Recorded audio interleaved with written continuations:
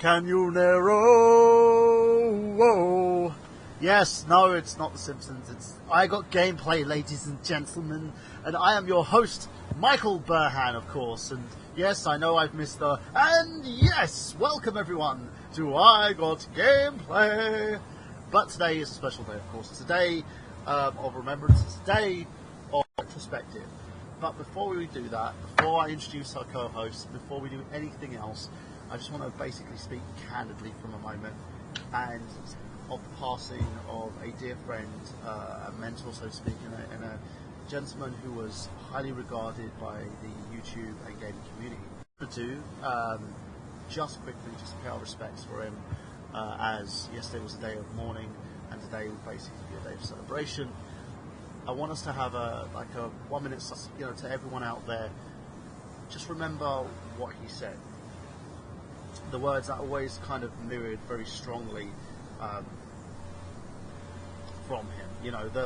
The words that people used to think that he was stupid, that he was insignificant. And I remember this because the fan who was depressed turned up at his live stream kind of remember.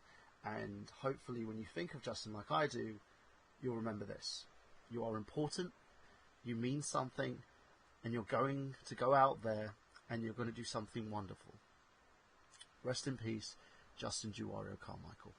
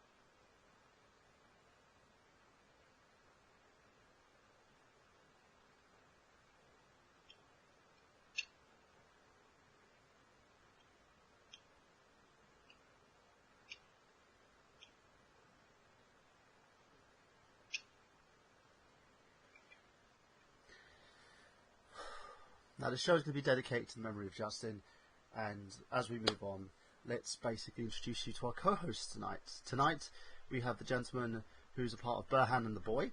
Of course, every Wednesdays or Thursdays or wherever he sets his alarm clock. You're awake. Hello. I know, it's good, isn't it? Can I just say? Mm-hmm. God damn it, someone else has just claimed one of my videos. Who claimed it this time?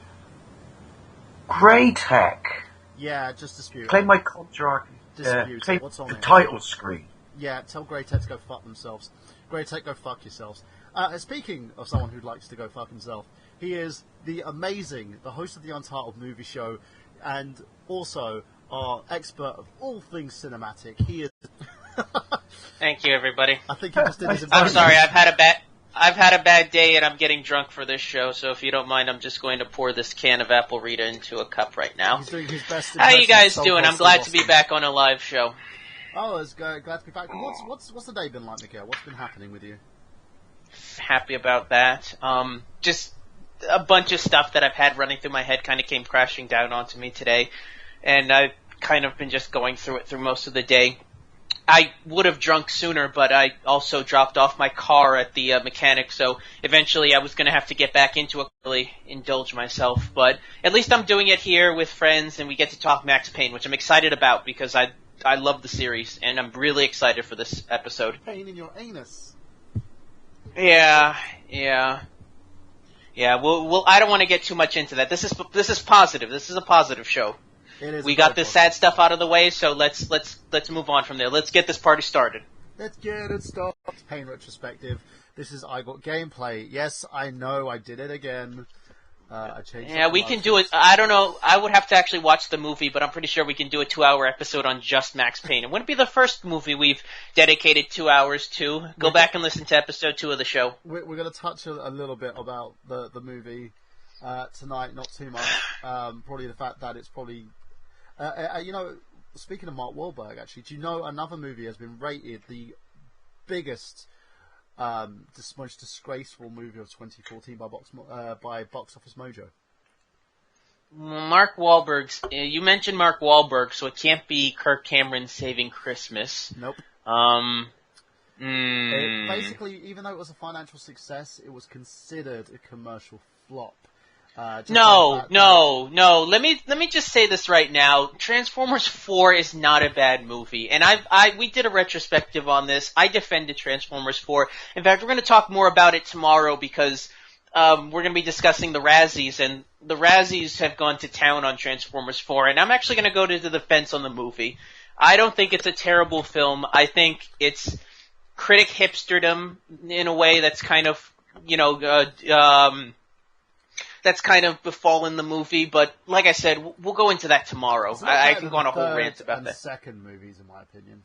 It's a lot better than the second movie's garbage. Yeah. I hated the second movie. I thought the third was slightly better. The fourth, actually, I thought was probably the best in the series. I think it may be slightly above the first one, but I would have to go back and watch the first one again because it's been a while. By the way, ladies and gentlemen, you can go to youtube.com/unlimradio, go on to live chat, you can comment on anything about this episode if you want to do that. It's completely up to you, of course.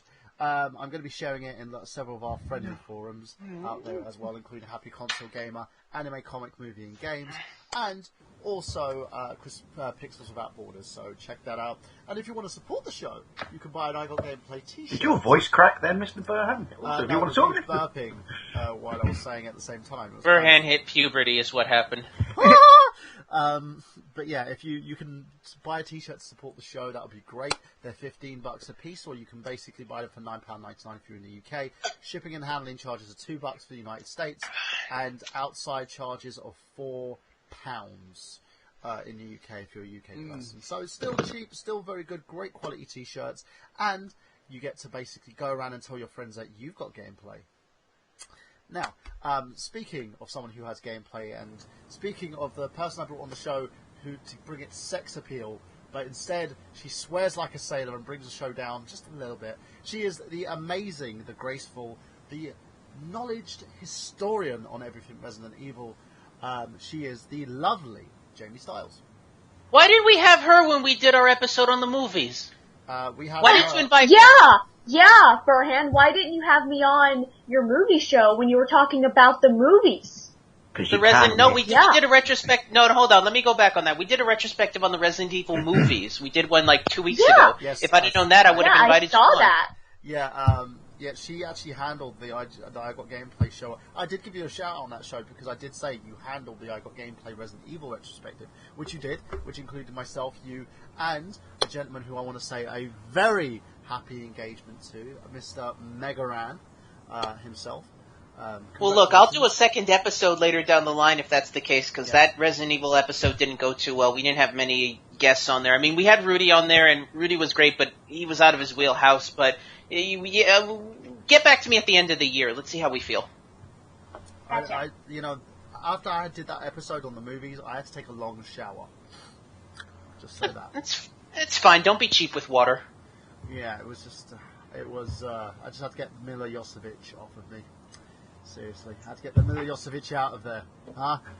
Quote Peter Griffin, "You're somehow in here. I can taste you now." Yeah, I could. I could feel. I had nightmares that Mila Jovovich was trying to burst out of my stomach. Speaking of Mila Jovovich trying to burst out of someone's stomach, we have a gentleman here who is basically being a long-time viewer and one of my closest friends on Facebook as well. He is the Canadian-born Mr. Paul Andrew Crampton. Thank you for that lovely fanfare. I heard the applause actually. I heard the applause. They're all in my head. It was all the applause. It was like, yeah. Basically, I harass Mike a lot about everything whenever I can. Yeah, but he's also, he does give the little jibs now and then, but he is also one of my closest friends. like after doing most of like the Facebooking and stuff, he did something very nice for me. Like Christmas time, he got a very nice gift that he gifted to Robman. He put my name on the gift. He didn't have to do that, and we're both credited for. You gave me the address. I did, and I'm not giving it live on air, ladies and gentlemen. So you're not going to know where Robman lives. You'll probably have like a crowd of people outside his house in the thousands. He lives in Canada. Grab your torches and pitchforks. Yeah, he'll have the one guy on Twitter who did that Robman. That wasn't even a parody account. It was just disgraceful.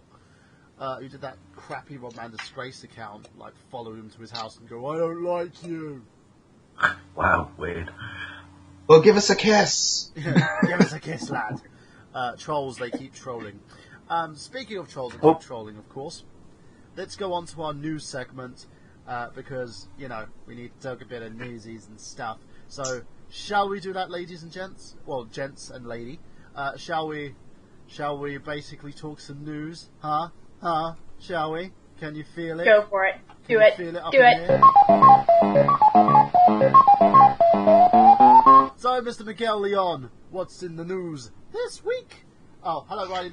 Thank you for clapping. One of the big news bits that have come out is the PSN class action lawsuit. Have you guys heard about this recently? No, I haven't.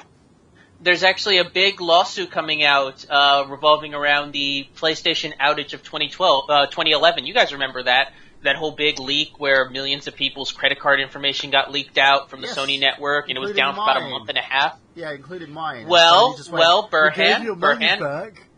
Hold on here, Burhan. If you were a victim of identity theft or you had money taken out of your account unknowingly and you've had to pay out of pocket, there's actually a class action lawsuit. IGN actually has an article about it, which has a link to the lawsuit where you can join up to see. It's a class action lawsuit, and it has, according to the article, it says, quote, if you were an account holder of one of the qualifying Sony entities, which include Curiosity, which was their music service, the PlayStation Network, or Sony Online Entertainment, during this time period, you will be entitled to certain benefits from the suit. The benefits include a free PS3 or PSP game, 3 free themes, or 3 months of PlayStation Plus membership. Anyone who suffered identity theft from the incident that led to out-of-pocket expenses can submit supporting documentation to claim reimbursement up to $2,500. So, folks, if you had money that was taken out of your account during that time period because of the Sony, the first Sony outage, let's be specific on that, the one from 2011, head over to IGN and find this article. It's got a link to the actual class action lawsuit. Join up, get with 2014, because that happened to me in 2014. Oh, so it wasn't the 2011 one. See, I remember the 2011 one because I got copies of, I believe I got Infamous for that, for the PS3, and then for the PSP I got a copy of Little Big Planet and Pursuit Force. Because they gave free PS3 games and PSP games if you had an account and weren't able to access the network. But yeah, I vividly remember that. Yeah, it's freaking annoying because they still haven't resolved their issues. Because I basically had something similar happen to me. I did a video about it on my YouTube channel, and Sony just went, "Yeah, okay, we'll have a look at it for you, sir. We got the $30 back for you." And I was like, it wasn't 30 quid, it was more than that. It was £30 plus £5 credit on my account that was taken because someone and put the credit onto a PlayStation card so they could credit their account. Well, I mean, we're just now getting to reimbursements for the 2011 outage. I would say get back to them in 2019, is what I can say about that. Yay! So, anybody out there, if you basically have an issue with this, go on IGN, sort this shit out. Paul, have you got some news for us? Huh? No. My news is all personal news. And that's working in a nuclear facility. What I'm not allowed to talk about too much. It's like Fight Club. Are you working in Sector 7G? Not quite. Oh, they haven't given me names yet. By the way, the game in Pegasus 187 is the Nick Horacek. Hello, Nick. Just let us know that Borderlands, the Handsome Collection, they named it after me, of course, is coming out on the Xbox and the PS4 in March. Another remastered HD game, surely you jest. It basically puts in I think Borderlands 1, Borderlands 2, and also the pre-sequel and all DLC into one lovely package. That's like Michael Burhan. You see, Michael Burhan has it all in one lovely package. You know, I can understand if it was a game that maybe was forgotten that you wanted to remaster and maybe present to a new audience. Because I had the same thought when Sleeping Dogs got remastered for the PS4. That and I think it was Metro 2033 Last Light that got remastered for the Xbox One and the PS4. Like, no one really remembers those games, so I was like, all right, they're great games. Now they have a new, they're not in the bloated market that is the PS3 and the Xbox 360. Now they can kind of stand out better. I get that, but at this point, what's the point of remastering Borderlands 1 and 2 for the next gen consoles? Like, this is why I have problems. The pre-sequel that's just been released. Yeah, I get that, but that's the big problem that I have with this mindset of. I mean, you could say that it's kind of a selfishness to expect backwards compatibility, but if they're just going to keep remastering and forcing people to rebuy the games they've already bought just so that they can play them on new consoles, I mean, that's kind of sleazy. I mean, it's... Well, I understand why they did Metal Gear Solid, because that was games that hadn't been out for ages and ages and ages. And, and also they did the one where they'd let the PSP one be playable people. So I understand stuff like Metal Gear Solid, because, coming back to what you said, Miguel, because that wasn't media, and it was a game that you got to play on the Xbox if you never had a chance to own PlayStation 2. So I get that, but this stuff now, which is, you've just re-released a game that was available last year. Well, I just thought about, I just found out in the chat from Game Pixels here, it says, basically it's only 2 and the pre-sequel, not Borderlands 1. Fuck 2K, huh? You're gonna have a problem, 2K. We're gonna throw hands down, 2K. Remember, I'm reviewing your games, 2K. So one of the reasons why not like Square here, NX. So, speaking of another remastered game which has come out, Jamie, have you checked out for PC on Steam or for PlayStation 3 the remastered edition of Resident Evil 1, which is basically just a copy and paste of the GameCube version? I've looked at it. It looks really cool. The only thing that I'm not extremely happy with was the quote-unquote remaster version that just came out. Kind of looks like they just took the colors in Photoshop and upped them. Yeah. They also got some Scots playthrough of it, and They kind of high-resed everything, To me, and they've also given you like palette. You get skins for both Jill Valentine and oh yeah, his name? Mr. Muscles. Mr. Muscles, Chris Redfield. Yeah, the man with no. I think I would have liked it more if they actually went back and redid the shit voice acting. Yeah. I think that would have made it a lot better, so you didn't have to look at a lot better graphics in here. Wait, where's Chris? And no, don't go, and stuff like that. I almost can't. a Jill sandwich. It's God damn it. still got the clunky running noises. Yeah. It sounds like someone's breakdancing in clogs. They almost need what they had. Okay, one at a time. Start with you first, Paul, and then go back to you, Jamie. Go, Paul. Sorry, but I would almost like it to have like what they did put in the Master Chief collection, where they redid all the audio and stuff like that, and then you could switch back to the original audio, because it's nostalgic how bad it is. Yeah. Yeah, I think back to when I played Twin Snakes, the Metal Gear Solid remake for the GameCube. They redid all of the original audio for that, and one of the things I and I don't care what this makes me sound like, but in the original version, how many of you guys have actually played the original version? Me. Yes, my favorite PlayStation game of all time. Do you remember? Okay, do you remember the character of Mei Ling from the first Metal Gear Solid? You remember? She was the one that did. She was the one that was the. She was the one that you legged it into the bathroom afterwards, and if you legged it in there quickly enough, she didn't have any trousers on. Oh yeah. No, that was Meryl. Mei Ling was the one that actually. She was the one that. She was the Asian character who was took care of your safe spot. Well, in the original game, they had her playing with a very obvious Japanese accent, like almost Charlie Chan almost, which I guess. For 1996, I guess was acceptable, but when they re-released the game, they had a much more proper American accented actress playing the Mei Ling character. And look, I understand. Maybe, having a character, speaking like, one of the old Charlie Chan stereotypes, like, oh, Solid Snake, you're very good. Like, yeah, maybe that might not be the most politically correct, but, I mean, come on, man. It's from the original game. It's okay. Like, you already did it the first time. Favor? Can you say me so horny, Solid Snake? I am not saying that, sir. I'm drunk, but I'm not stupid.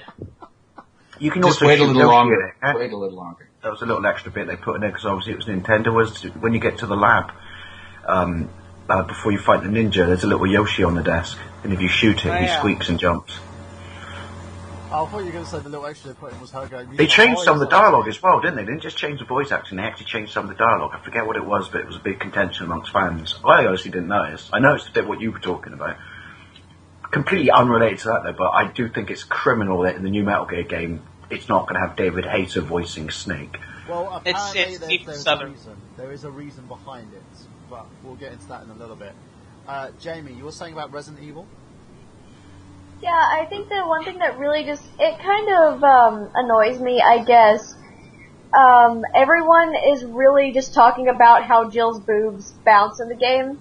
And I'm like, okay, we just got this game kind of like high definition, and maybe they're going to do Resident Evil 2 at some point, and you're happy that her boobs bounce. Good job. Why don't you just buy Dead or Alive? Yeah. Yeah, pretty much. Resident Evil, she done kicks by high. Ninja Theory. Or what's no, not Ninja Theory. No, it's not Ninja Theory. Ninja Theory is the Heavenly Sword guys. You're thinking of Grasshopper Suda 51, but No, I know Ninja Theory it's Dead or Alive. It was Ninja Theory. No. Ninja Theory was the one that did Heavenly Sword in the DMC reboot. You're thinking of Team Ninja. Team Ninja was the Dead or Alive people.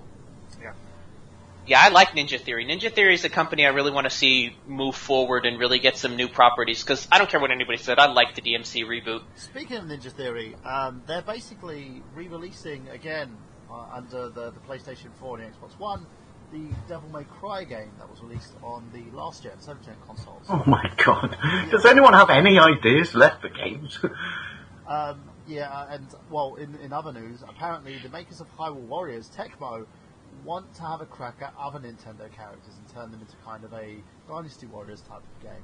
They also, one of the games they were talking about, one of the characters that they wanted to do that with was the Mushroom Kingdom and Mario.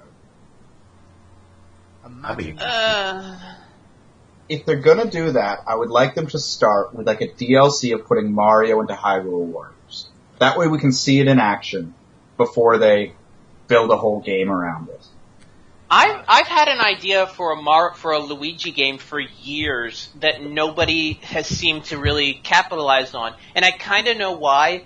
Basically, the idea I've been pitching is we haven't seen them revisit the Land series, basically like Mario Land and things like that. A lot of the themes from there. I mean, you don't seem.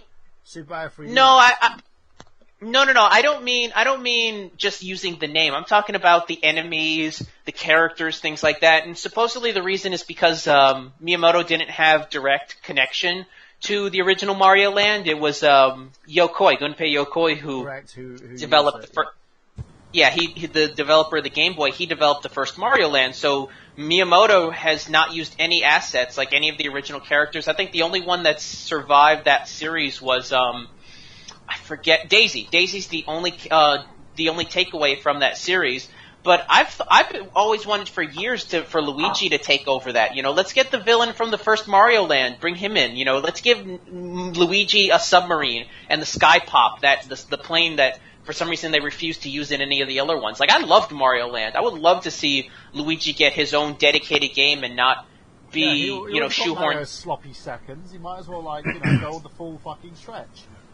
Yeah, I'll play Super Luigi Land. Have Pianpi from the Mario Land series. He was the villain in the first Mario Land. Be the villain, and he gets to fly in a plane and a submarine. Like, do that. Give him his own dedicated game, and not make him a ghost hunter. Which I like can go on. I might be one of the only few people who like that game, but it's not a bad game. It certainly wasn't deserving of launch title status. I was thinking earlier about all the risks that Nintendo made with the GameCube. That's a good point, actually. Making Luigi's Mansion a launch title was not a good idea. I really wish they'd have at least had like maybe maybe gotten Sunshine out earlier, I guess, but yeah, we can do that on a different episode. I enjoy Luigi's Mansion a lot better than Mario Sunshine. Ooh, controversial. Yeah. Hey, at least he could bring back his time machine and, start asking trivia questions all over the world. Or and ask why Mario is missing. Yeah, Mario's time machine. Think about it. If you really think about it, Luigi's done a lot more than Mario has. For all the hype Mario gets, I mean, Luigi's got a much vaster track record. I mean, he's not a doctor like Mario is, but, he's a ghost hunter, a time traveler. Actually, he is. He's got balls of steel. Because later on this year, they are releasing Dr. Luigi. Oh, so finally he got his MD. Good for him. Yes. Oh my god, great, sorry, I just didn't investigate my copyright claim. Grey Tech Services, you're not even fucking a gaming channel or something. Yeah, they're just someone trying to take the piss. I get a lot You're of an app store. AdRev third party do stuff like that as well. By the way, speaking of Nintendo, the titular Mario figurine for the new Super Mario Amiibo, which will be released with Mario Party 10, will not be available on store shelves for the rest of the lineup at launch. Yes, when Mario Party 10 launches alongside Super Mario Amiibo series on March 20th, Luigi, Peach, Yoshi, Bowser and Toad will be available separately, and if you want to pick up Mario, however, you have to buy Mario Party 10 in a bundle. And according to Amazon listings, the set is for a limited time only.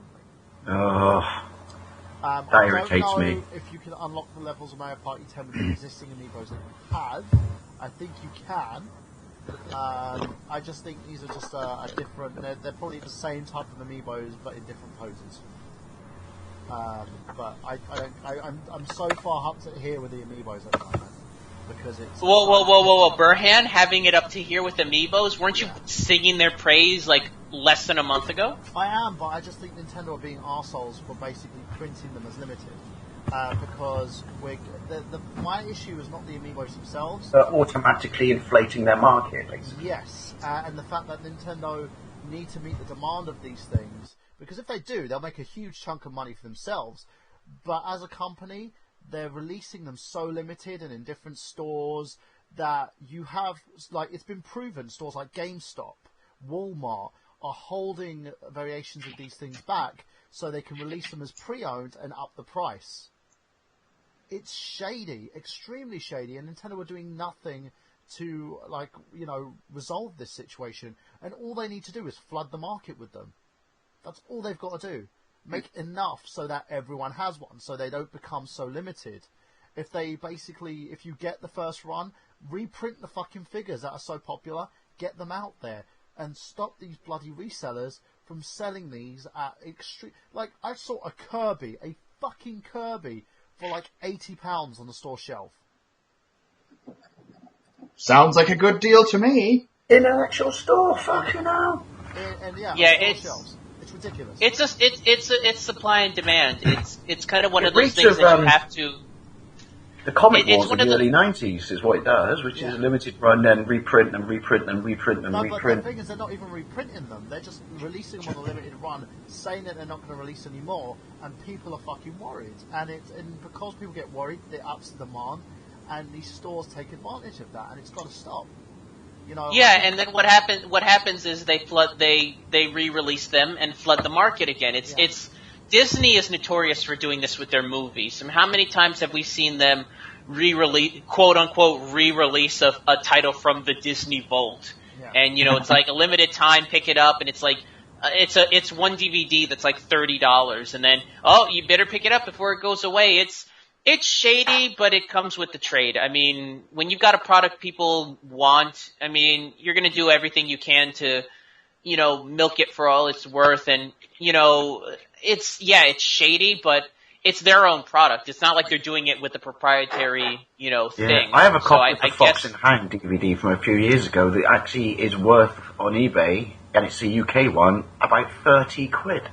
Because everyone they've released since then doesn't have the same features on it. Yeah, I got the, do you remember that Disney movie that they didn't release because it was notorious for being racist? Song of the South? Yes. Okay. I've got that, the original run of that. And I remember watching it, and I watched the commercials like, Dad, I want this movie. And then, like, I was looking recently, they were doing commentary about it and saying it was one of the most racist movies out there. And I was just like, oh, I've got that movie. That makes you racist as well, Bert. Yeah. Yeah, but you're British though. British racism is different from American racism. It's like if you take Only Fools and Horses, I've got the complete box set, all 65 episodes, and it's really annoying because it's like the young ones. It's edited on DVD, but because they've taken out some stuff that's considered racist and tones and things like that. But if you still watch it on one of the repeat channels on TV, you still get to see it in its original form. That's what I don't understand about it. I don't either. Why is it racist to be on DVD but not racist to be on TV? And also, you know, some stuff you can argue years later that, yeah, that could be a bit near enough with stuff like that. But then I think sometimes people should just look at something and go, it's a product of its time. Yeah, going back to what we said about the whole Mei Ling thing with the Twin Snakes re-release. Yeah, are you drunk enough to say me so horny snake yet? Not yet. I've got another app reader right here, but I'm waiting until the actual Max Payne discussion starts before I crack this bad boy open. Awesome. It's my last one. So, ladies and gentlemen, speaking on that, has anyone got any more news before we basically move on? Yeah, something we talked about quickly on. It's not really new news, but I'm still a little bit annoyed about it. Something we talked about really briefly on Burning the Boy, which is Club Nintendo. Oh yes, Club Nintendo Bye-bye. in its stores. It's going bye-bye. I'm not going to even do that. I wonder if we'll see limited release amiibos through their new rewards program. Yeah, they said the rewards program. They haven't identified what it's going to be yet, but they will say that you need to spend all your Club Nintendo points because once it shuts down, it's gone forever. It's ridiculous. I think Nintendo... Personal pet peeve about Club Nintendo points is, though, that, you know, they take so damn long to, you know, put in there, and you may not be the richest person in the world, so you buy various games, but your points have an expiration date on. They do. It's sad. No, I don't mean the card. I mean, once they've been entered into digital land, you start losing points if you haven't, and you can't use them necessarily because it takes so much to buy anything, and they start expiring. You suddenly go, where do my points go? And they go, well, these expired because you didn't use them. You're like, well, no shit, Sherlock, because I need 7,000 of them for a fucking pencil. Yeah, it is ridiculous. I think I've only bought one thing off of Club Nintendo, and that was my Pikmin keychain, which I gave to my daughter because I'm awesome like that. I also gave my red shell keychain to a barista at a coffee house because she told me she was a fan of Nintendo. And I thought I would reward her for being awesome. Well, in Did you get her number in return? She wanted to give it to me, I refused. Because I was being a nice guy, I wasn't doing it to score brownie points and get laid. No, but you could at least had a free coffee. Yeah, that's your problem. In terms of Club Nintendo, I'm gonna have to sit out this one because I don't know much about it. According to the wiki page, Club Nintendo never really had a presence here in America as much. I think it was like 2008 we finally got it. It had more of a presence in America than it did in the UK because in the UK we never got any of the cool stuff. We got pencil cases, stars, a soundtrack on digital download, stickers and keychains. You guys got busts and figurines, you know, and special edition downloadable content. So, you know, But Burn, your view of me, anyone who's ever tried to enter a Club Nintendo, you know, voucher, first of all, it takes you 5 times to enter it correctly. And if you're lucky to enter it correctly and it recognises it, then it takes you a further 10 minutes to go through the bloody questionnaire. Yeah. You just can't get them in quickly. Yeah. Do you know what I think Nintendo should do? They should basically roll out their premium program to everyone. The program that was only available to Wii U Premium Deluxe users. Roll it out to everybody who owns a Wii U, a 3DS system, and just let them do it that way, where you download, if you download digitally, they reward you by giving you a certain amount of points, and when you get to a certain amount of points, you can then get £5 in credit. That would be fine. I agree with that. But instead of doing it... Genuine reward system. Yeah, basically, as opposed to something that's punitive if you don't use it quickly enough and don't spend a massive amount of money to be able to get anything. Yeah, and instead of basically just doing it for digital downloads, do it so that, you know, you've got the scratch-off things in where the discs are as well. So you reward people for buying your games, not just for downloading your games, for buying your games. That way they can earn up to £5 credit, they get a free game off your stores. That would be brilliant, and it would be a great way to reward your customers. That would be a better rewards program than doing dodgy stickers. Cause I mean, they obviously know that they can do things right, and that there's a market for, looking after people. Because, the fact that they gave you a free game of Mario Kart 8, I mean, granted it was to make sure Mario Kart 8 was going to be successful, but that was never really in doubt. So, they can do the right thing at some time. Yeah, no, I agree. Right now back says, Disney re-releases movies to crush other animation companies. They've all been strategically timed. That's why animation companies who did Anastasia and the Swamp Princess never had any success. I agree with you on that one. That was Don Bluth's company, I believe, that did Anastasia. And, they probably would crush him what because does Don Bluth have to do with the games industry? Anybody who knows? Dragon's Lair. There you go. He was the originator of those kind of games. Which was the first games to actually use QuickTime events, wasn't it? Yeah. Oh yeah, and also, and one of the last ones up at the Color version. It's absolutely amazing on the Game Boy Color. It's a port of the arcade machine. Miguel, what are you saying? I was gonna say it's funny you mentioned that because as we'll talk about, with Max Payne, for a game that really pioneered that, it took a while for games to really pick up on that. I think from between the time of that game to Resident Evil 4, which is when Shenmue. We'll say Shenmue because that was technically the first one on record. It's like over a decade. Like I'm surprised that wasn't something that was as accepted widely back then as it is today. But we'll get into that later. Now, what we're going to do, guys, we'll be right back. Right after this, I'm going to play a song for us now. I'm going to go into my Mega Ran collection of music because that's what I always do, and play something off his awesome album. That he did, his nice little compilation album that he rewarded his Kickstarters for backing his documentary. And that is... Pay attention, Nintendo, that's how you reward people. Yes. And the album is called Commission, for those. And then let me go into my Commission Vault and find out what we're going to do in terms of his music and see what we're going to play. So the track we are going to play is from Commission, and it's called track 4, which is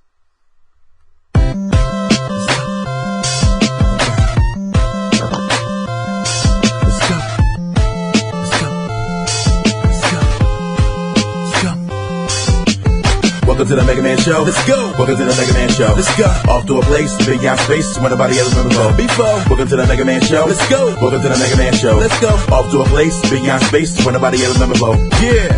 From civil rights, marches with Martin Luther, to living in the sky. Welcome to the future East Coast. Come on. West Coast. Come on. Y'all know what it is way before they threw the drum on. Mega Ran returning to Mega Man. Can he do it again? Why, yes he can. The future's here, so hop aboard. You running late? I guess it's time to soar. No more poverty, it was hard to get by.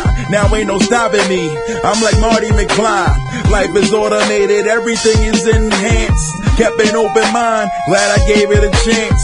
On the verge of extinction, facing apocalypse. Machines rose up, we put a stop to it. Glory, glory, hallelujah, we here now. Welcome to the future. Welcome to the Mega Man Show. Let's go. Welcome to the Mega Man Show. Let's go. Off to a place, big out space, when nobody ever remember before. Welcome to the Mega Man Show. Let's go. Welcome to the Mega Man Show. Let's go. Off to a place, big out space, when nobody ever remember before. Mega Man X. What took you so long? I got a letter from my man in France who asked if I would give Mega Man a chance. I said, what you mean? I never left this alone. I will rep this until the day that I'm gone. Yeah, I'd be a fool not to recognize that I would be nothing if it wasn't for the mechanized blue guy who died so that I could live. Now he's resurrected, y'all know what time it is. The most prominent, dominant occupant, building a monument on every continent. I'm co-signing it. No empty promises, we staying together. Let them know it's Mega Man forever. Here we go. Everyone in every corner of the globe, grab your control, let's go. Cause it's that time. Get ready, get set, go. Yeah, get ready, get set, go. Everyone in every corner of the globe, grab your control, let's go. Cause it's that time. Get ready, get set, go. Yeah, get ready, get set, go. Put your hand up, turn it to a fist. Take the other hand, clamp it around your wrist and blast till the doubt and hate just fall off you. Turn the music up, you can't hear what they call you. You can catch me at a telethon with a cannon arm and a used Met helmet on, taking calls till I lose my voice, cause nowadays it's all about the user's choice. So when it came time to respond to the letter, I had to let them know I only changed for the better. Yet I accept the unchangeable, shows me we still got a ways to go. You see the places that I be in, and I just grin. Kotaku, IGN. As for the love I get, I'm so touched. Alone we do little, together we do so much. Everyone in every corner of the globe, grab your control, let's go. Cause it's that time. Get ready, get set, go. Yeah, get ready, get set, go. Everyone in every corner of the globe, grab your control, let's go. Cause it's that time. Get ready, get set, go. Yeah, get ready, get set, go. Have you found out where all this stuff is coming from? Yeah. There we go. Not just out for a check, boy, I'm out for respect. Oh, you got all the answers. Who you, Alex Trebek? Get a hold of the press. I'ma need to confess. This here was catastrophic. I'm the cause of this mess. I'm not a killer, man. Too much to deal with, man. My family wearing black, flexing Steelers fans. Couple years in the game, but I'm still fearless, man. But this new threat is just way too much to deal with, man. It's the gravity. It's the gravity. That was from the Commission album Mega Ran, track 2, which basically the title of the track was Get Ready, Get Set and Go. Also a little bit from track 3, Gravity, and track 4, Welcome to the Future. Now, ladies and gentlemen, we're going to be going on to something special, and that is this. It was cold. It was cold outside when I was trying to investigate that burrito. That big chunky burrito. I wanted to eat it, but I didn't know what happened with it. Man, I was on a weird acid trip. It was cold. Hey man, you okay? It was cold, and that Mexican guy was asking me if I was okay, but I didn't know. I spent 20 years on the force. 20 years trying to digest that bad burrito. Man, that thing gave me the shits. But it was That's fine. all well and good, man, but it's $2.99. You gotta pay for it.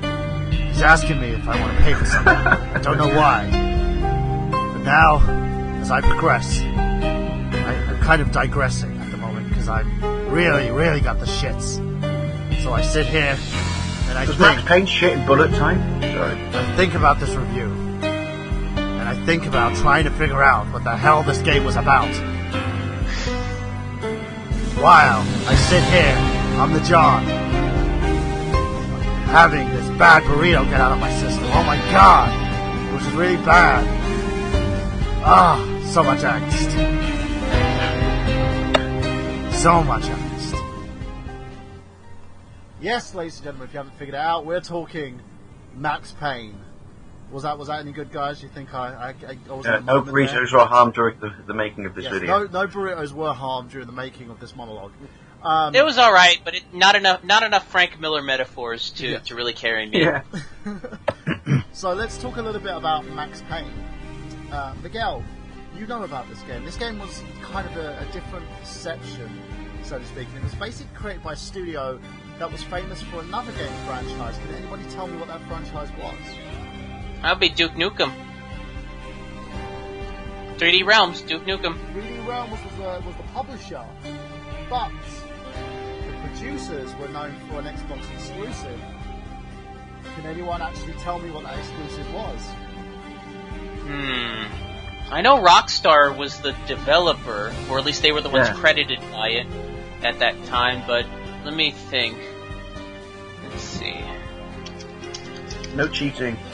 It was about, no, I'm going to... The game itself was about a protagonist that wrote a book. It's Alan Wake. Correct. And the publisher? Remedy. The developer, Remedy Studios. Remedy Entertainment, who famously actually sold this franchise off to get themselves out of debt, believe it or not.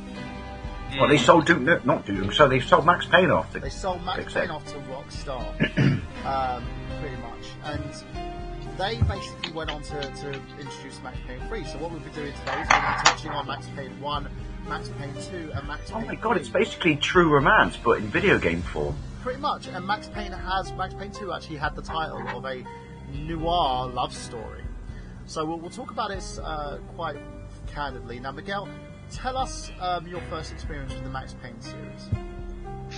The first Max Payne I remember from the commercials at the time. They were big, especially when the Xbox came out. I remember one of the first commercials that came out when the Xbox first came out was actually Max Payne. That was a big seller for the console. I got it for the PS2 version several years later. This would have been at least when the second one came out.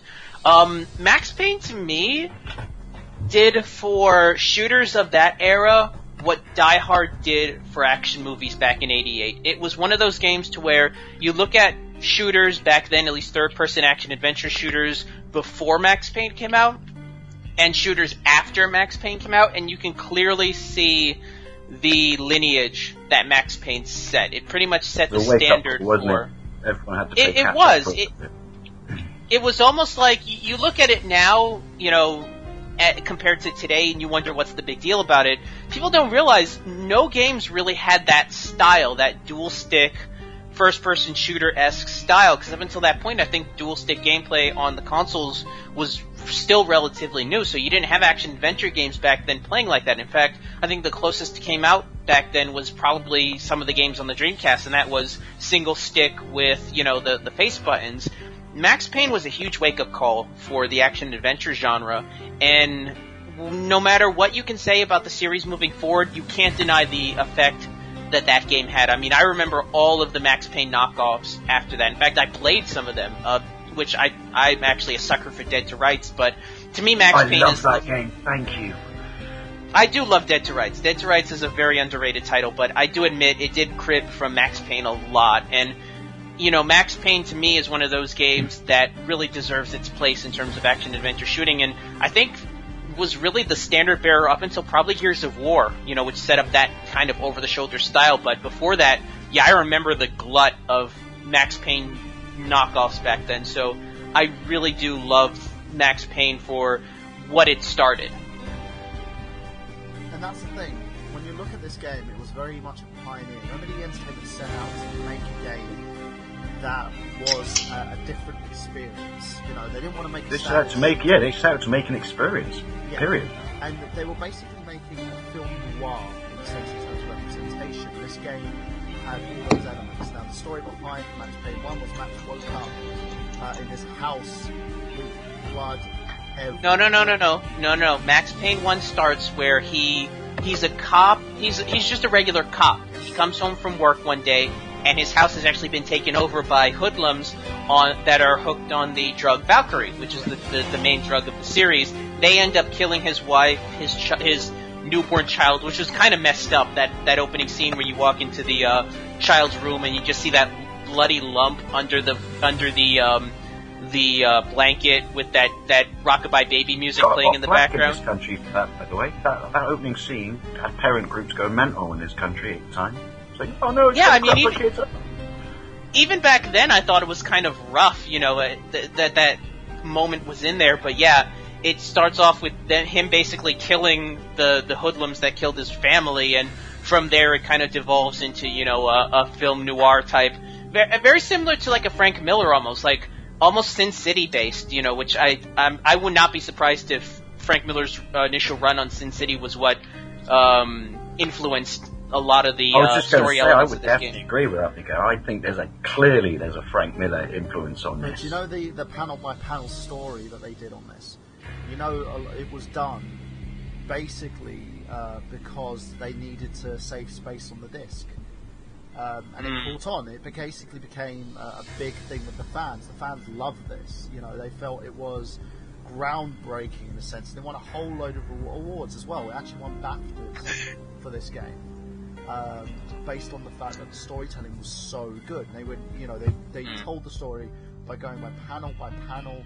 Max's face was actually architected and based around the game's lead developer, who placed his face on the character itself. The bullet time events that they did as well to allow you to slow down as you're shooting your enemies and picking them off one by one. That actually was something that extended the lifespan of the game, because I didn't even realize this until I did research beforehand. This game was in development since '98. It had so been they started. Kind of the Matrix to it then. Yeah, what happened was it was actually just going to be a regular.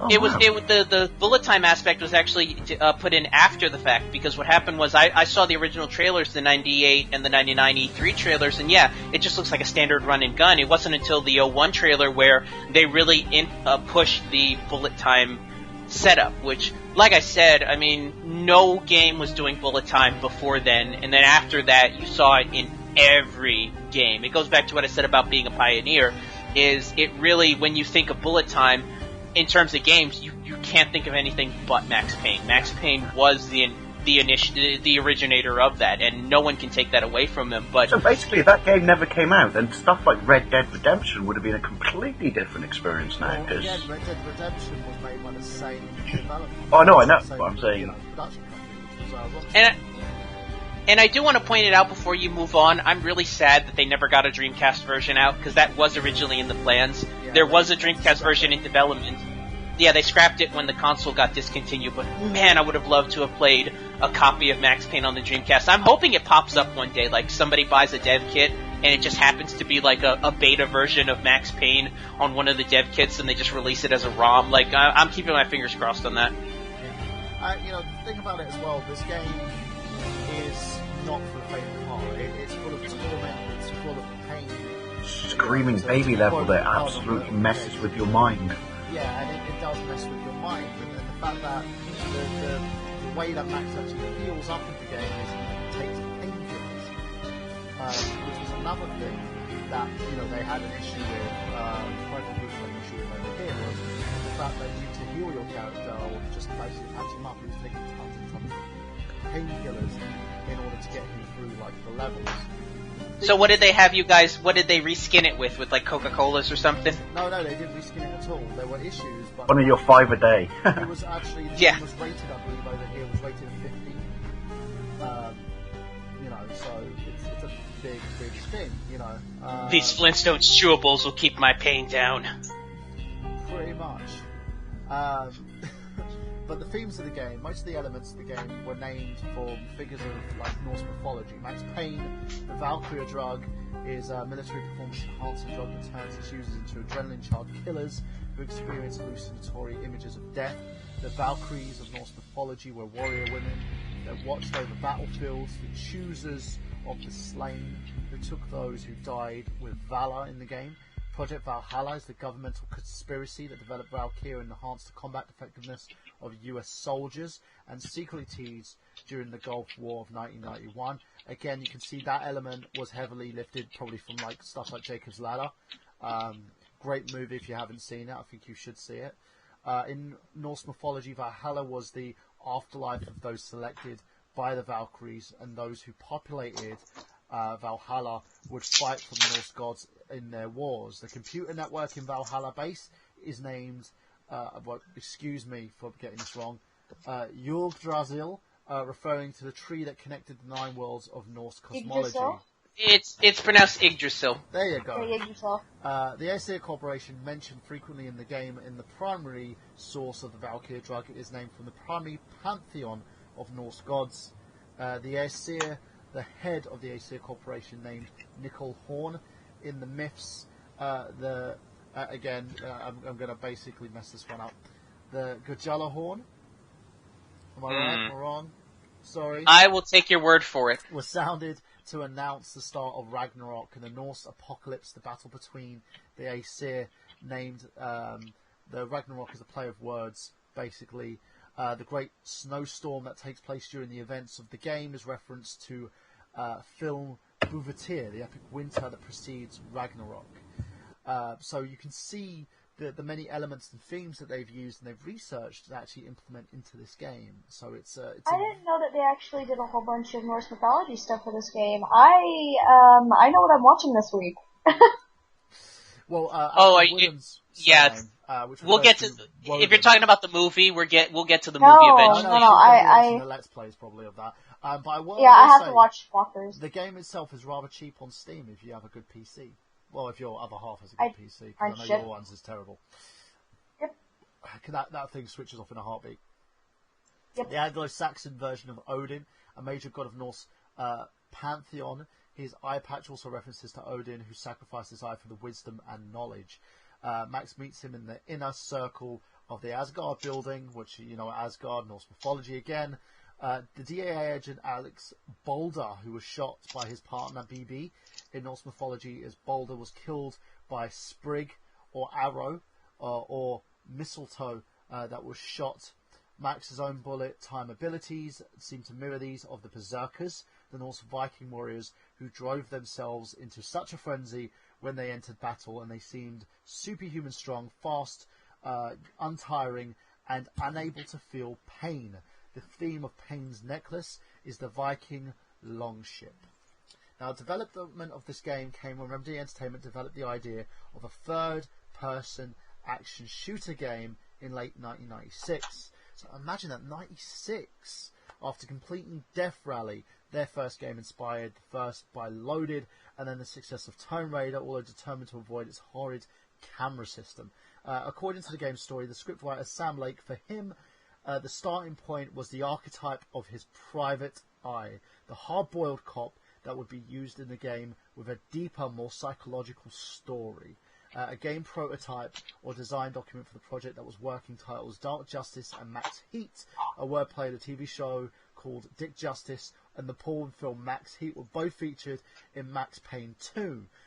They were soon created to show to 3D Realms, who signed a development deal, and production began in 1999. The designers travelled to Finland to New York to research the city, and accompanied by 2 ex-NYPD bodyguards, to get ideas of the environment, to take thousands of photographs and mapping. For the cutscenes, the developers found comic panels with voiceovers to be more effective and less costly to use than fully animated cinematics. Noting that and far more atmospheric than even though it was to save money, it would have been they hit on a happy accident basically. Far more atmospheric than a cutscene could have been. And this is what won them the BAFTA as well. The players interpret the panel for themselves, the nuances that are there to kind of give the reader a much, kind of perspective on what is going on in the game. It would be much harder to reach a level in-game or even pre-rendered cinematics, so they also found it was easier to reorganize the comment panels if the plot needed to be changed in developing the game. So the in-game engine is used for some cutscenes involving action sequences. The music for the game was composed by Katsi Hataka.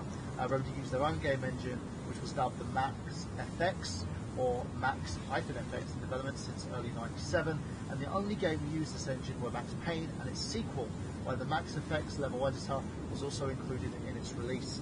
Max FX was licensed to Futuremark, who used it for the 3D Benchmark series, and the last one being 3D Mark 2001 2nd edition. So, tell me your experience, Dave, playing this game. When did you play the Xbox version, or did you play the PlayStation version? I played the PlayStation 2 version, but briefly before that on my mate's PC he had to fiddle around with the settings and he just got it to run, because it was one of those games back in the day that was kind of a benchmark for having a decent PC, or a gaming PC.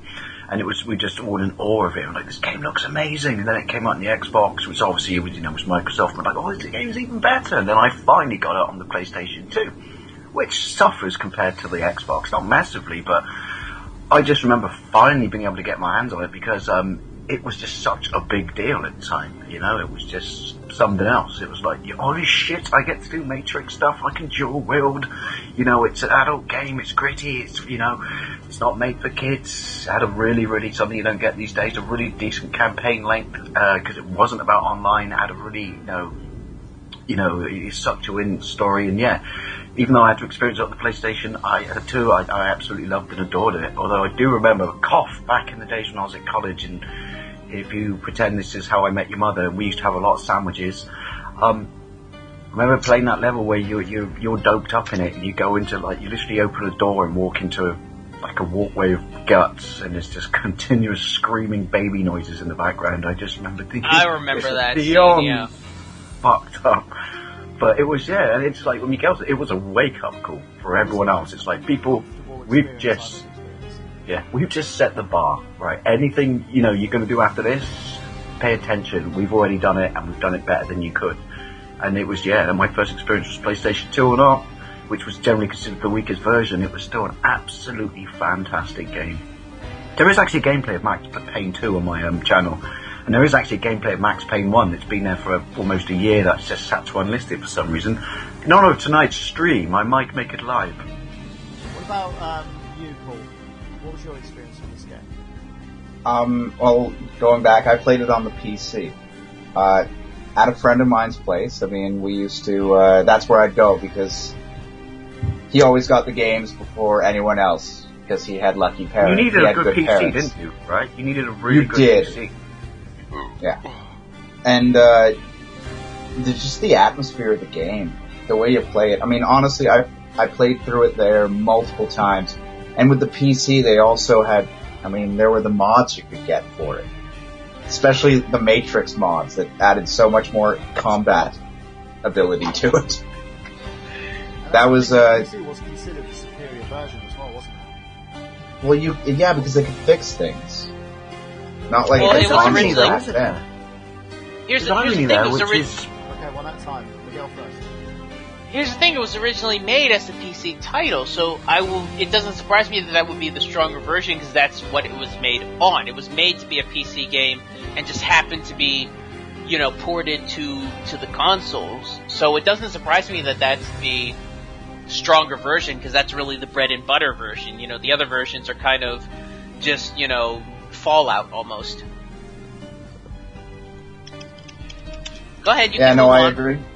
I was going to say, the irony is, if you think about it, which is even though they took their inspiration from the bullet time in the Matrix, there's no denying that the original Enter the Matrix game, on the PlayStation 2, Xbox, and GameCube, that when that came out, clearly was, taking advantage of a game that was taking advantage of their movie. Because I don't think if that game hadn't come out, then if they did make a Matrix game, they would have actually known how to do bullet time, but someone conveniently explained it for them. Plus, I'm the only person in the world who likes that game. So tell me... Probably. Yeah. So tell me, your experience with it, with your experience, Paul. What did you find about the game? Was this the first time you played something of this kind of grit, this kind of genre, this kind of ambiance in a sense? Because the atmosphere was very rugged, it was very dirty. It was the first time you would see a game like this, a game considered very highly adult, to kind of have this kind of impact in a sense. Yeah, it really was. I was an avid reader by this point in my life. So, I'd read a lot of old style crime novels and things like that, but this allowed me to be part of it. Even though I'm reading, a still, storyline with that internal monologue it was so well done. It drew you in so much more than a lot of, all the kiddie games. Or it's this is the bad guy, you should go after him. There wasn't anything like it. Hey there, Wesker. So that's the big thing here as well in the game. In terms of units sold, and basically having a look at the moment, what the game itself was kind of highly rated, by the way, in its awards. It was given by Game Pro the title of 4.5 stars, 9.2 out of 10 from GameSpot. GameZone gave it 9.2 out of 10. IGN 9.5 out of 10. There was even a mobile and Game Boy Advance version of this game developed as well. It was released with critical acclaim, won many annual awards for the year 2001, including Best PC Game by the British Academy of Film and Television Arts, the Golden Joystick Award by Dennis Publishing. It had the Visitors Award for Best PC Game, European Computer Trade Show, Best Game of 2001, Best Graphics for PC Game, Best PC Action Game by the Electronic Playground, Reader's Choice Awards as well. Tons and tons of different awards for this game. Now, as Miguel pointed out, the PlayStation 2 version suffered a reduced detail and occasional slowdowns against stress the limits of the console's power. In addition, the levels are broken up into smaller parts, so it would not tax the PlayStation 2's 32 megabyte RAM, which according to IGN caused heavy disruptions of the rotation of the story. Otherwise, it was faithful port, retained the content of the original, and gave score a spot award here at 8 out of 10, compared to 9.2 rating that the PC and Xbox versions had as well. The early version of Max Payne also won up for the Best Show Award at E3 in 1998. Finnish game received several Games of the Month type awards from various video game outlets. The Max Payne Mobile received mixed to positive reviews. Some praised the HD graphics overhaul, although pointed out that the game's age and issues with the touchscreen controls, which everybody knows aren't that great. I'm trying to have a look at how many units this actually shipped as well. Let's have a look and see how much it basically sold. If I can actually see in terms of how many units sold, it doesn't really say. But the game is 7.5 million copies. Thank you. 7.5. Wait a minute. I think that's the franchise though. Let me keep looking. I did a Control F. S sold. No, it only says as a franchise. Let's see. As of 2011, the Max Payne franchise has sold over 7.5 million copies. Let's see. Yeah, it doesn't say the original one, but I mean, if you take it in as a whole, that's pretty impressive. I mean, 7.5 million copies across, what would you say, 5 different video games? That's pretty impressive. I mean, okay. Now, basically, the game then warranted itself a sequel, which was Max Payne 2: The Fall of Max Payne, which was released in 2003. Miguel, take it away. Have you played this game? I have problems with this game, not from the actual game itself. I bought a copy of this at Goodwill about a year ago, and what happened was, right before that, I just updated my computer to a 64-bit. I have Windows 7 64-bit running on it, and apparently this game in particular will not run on Windows 7. I've spent the past few months trying to patch the game to try to get it to run. Apparently the Steam version also has issues running on this version of Windows 7, but I have a copy. It's sitting on my shelf right now, and I can't get access to it. So I'm a little annoyed about that, because I really do want to play this game. I was in love with the first game. I desperately wanted to play the second game. In terms of stuff that I've seen from it, probably the moment that stands out for me was, I believe, Filter, which was like the top 10 show that G4 had, ranked this as like the number 2 most disappointing game release of all time. I don't agree with that at all. And keep in mind, I'm not saying I've played the game because I haven't. I'm only seeing footage, but I guess if I have to say why it was considered that was, at that point, when was this game released? Out of curiosity? Basically 2003.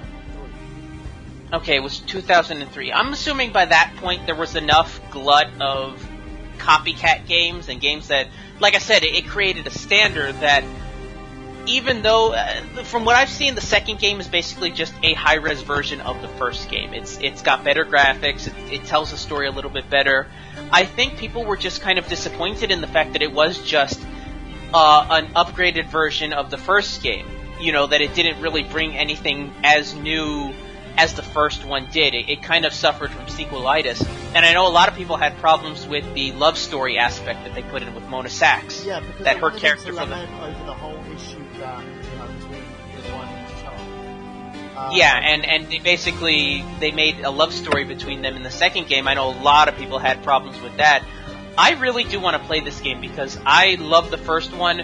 I gotta get my hands on a copy of the second one that I can play on my PC, but I'm going to give this game more credit than a lot of people did initially. I think it did suffer from sequelitis. Well, one of the reasons why people basically were complaining about this game, or why it was given such harsh kind of reviews from critics, is because the fact this game is basically short. It's not as big as the first game, but it did require a lot more investment and time into it. And think about it, in the end, it was only, since the first game's release, it was, I believe, nearly about 11 months between the two. So you can see how hard they worked on this to get this game finished. Now, Max Payne 2 was the full Max Payne. It was 2 years, because the first game came out, the first game came out in 2001, the second one came out in 2003, so you gotta think maybe at least 2 years. Okay. It's about 2 years. The Max Payne 4 Max Payne is a third-person shooter with a video game developed by Remedy Entertainment and published by Rockstar Games. The game is a sequel to Max Payne and is followed by the game Max Payne 3. Max Payne 2 is a player-controls Max Payne, a former DEA agent from New York City Police Department, a fugitive framed for the murder of his best friend and fellow cop, Alex, by the corrupted agent BB in New York City during the events of Max Payne. 2 years after the events of the first game, Max has cleared his name and now an NYPD detective who reunites with Mona Sachs, whom he met in the previous game as they set out to resolve a conspiracy of the death of betrayal and finding the inner circle who are in the centre of it all. The video game critics gave Max Payne 2 highly acclaimed reviews. They praised the focus on its action story, while criticism targeted for its short length. Despite the positive reception, the game sold poorly, leading to Rockstar Games' parent company Take-Two Interactive to cite Max Payne 2's sales as a cause for the company's reforecast finances in 2004. Max Payne 2 received several industry awards, including an Outstanding Art Direction, Golden Satellite Awards in 2004, and the Editor's Choice Awards in GamePro, IGN, and GameSpy. Now, the game itself, as you can tell, had better graphics. It still retained the same story, panel by panel kind of cutscenes in a sense to explain the story, and it also had a kind of a fast, better shift in terms of gameplay as well at the same time. You had basically, in terms of it, you could basically play a map, but you can also play as Mona Sachs in a few levels. Initially, the player's weapon is a 9mm pistol. As you progress through the game as well, you include handguns, shotguns, submachine guns, assault rifles, sniper rifles, and throw weapons to move along with players to hold the next objective through Max's internal monologue, in which Max iterates what his next steps should be. When first played, the game only offers one difficulty level that is adjusted automatically in-game. It's too difficult for players. For example, if players' character dies too many times, the enemies' artificial intelligence is made less effective, while more health in the form of painkillers is made available. After completing the game once... That's quite groundbreaking. I don't think any other game could say it did that round about then, did it? I don't think it made a big deal out of it. Yeah. You know, it basically adjusted itself to depending on how good you were at the game itself. Two special game modes were also difficulty level 1 unlocked as well. You had an activated New York Minute and Dead Man Walking. The New York Minute player was given a score based on the time taken to complete each level. Dead Man Walking mode places Max in one of 5 scenarios in which he must survive for as long as possible by fighting off endless supplies of respawning enemies. Max Payne 2 allows the player to enable bullet time, a mode which slows time while still allowing the player to aim in real time to give the player more time to determine what they want to do in the game. The screen's colour changes to a sepia tone to act as a visual cue. When in use, bullet time meter will decrease until either empty or the player disables bullet time mode. The meter will eventually increase when not in use, but can be replenished quickly by killing enemies. To stimulate the bullet time effect, Max can also execute a shoot-dodge maneuver. When the maneuver is performed, Max jumps in a direction specified by the player. Although bullet time is activated while Max is in midair, this will not deplete the bullet time meter, and the combat system has been improved from Max Payne 2, so the player can now arm Max with a secondary weapon such as a grenade or a Molotov cocktail when near an enemy. Max can perform a melee of attacks. The AI players occasionally come to Max's aid, although their death does not affect the gameplay story. I'm glad you read us the instruction manual there, Burhan. Thank you. Dave, tell us a little bit about your experience with this game. I only played it very, very recently. Well, recently, a couple of years ago, because it's one of the few games that's backward compatible on the Xbox, and I think Miguel hit the nail on the head, because when I played it, the AI thing was cool. I did not know that, and it kind of makes sense now in hindsight, but it just felt like, because the first game was such a big deal and so innovative, that this just felt like Max Payne 1.5. But then in its defense, I don't even know where they would have gone to make something, like, they couldn't blow you away as much as the first game at this point. They've already pretty much done everything it said on the tin. So yeah, it just felt like what would be now downloadable content for the original Max Payne game. So I like it, don't get me wrong, I like it, it's a lot of fun. But I can understand why it wasn't the success that the original was, and why, I wouldn't say panned, but, critics didn't like it. as much because it was basically you treading the ground. It wasn't a problem with critics. Critics loved the game. It was, like I said, by that point, so many people were doing that type of game. Yeah, I meant sales-based fans. Yeah, that how do you expect a game like that to really stand out among the crowd when everybody else was doing it? Like, I stressed that out, but which is Dead on Arrival. Was Dead on Arrival? I forget. Dead to Rights. Dead to Rights. I actually prefer that game. Sacrilege. Prefer that game to Max Payne. But it exists because of Max Payne. So I know what you're saying. Yeah, it basically was at this point. It was standing in the shallow end of the swimming pool with a bunch of fat. I can't believe I'm going to say this. Soccer moms around. It was an incredibly overcrowded market. Yeah, it was exactly like what happened with GTA after GTA 3 came out. That 2004-2006 period saw a glut of that kind of game, that open world, mayhem-based gameplay. At the same time, you had every third-person shooter that came out adopt the dual stick, bullet time, Max Payne-esque gameplay that really there was no way Max Payne 2 was really going to stand out on its own as an independent entity. I'm not saying it's a bad game. It's a great game, from what I've seen.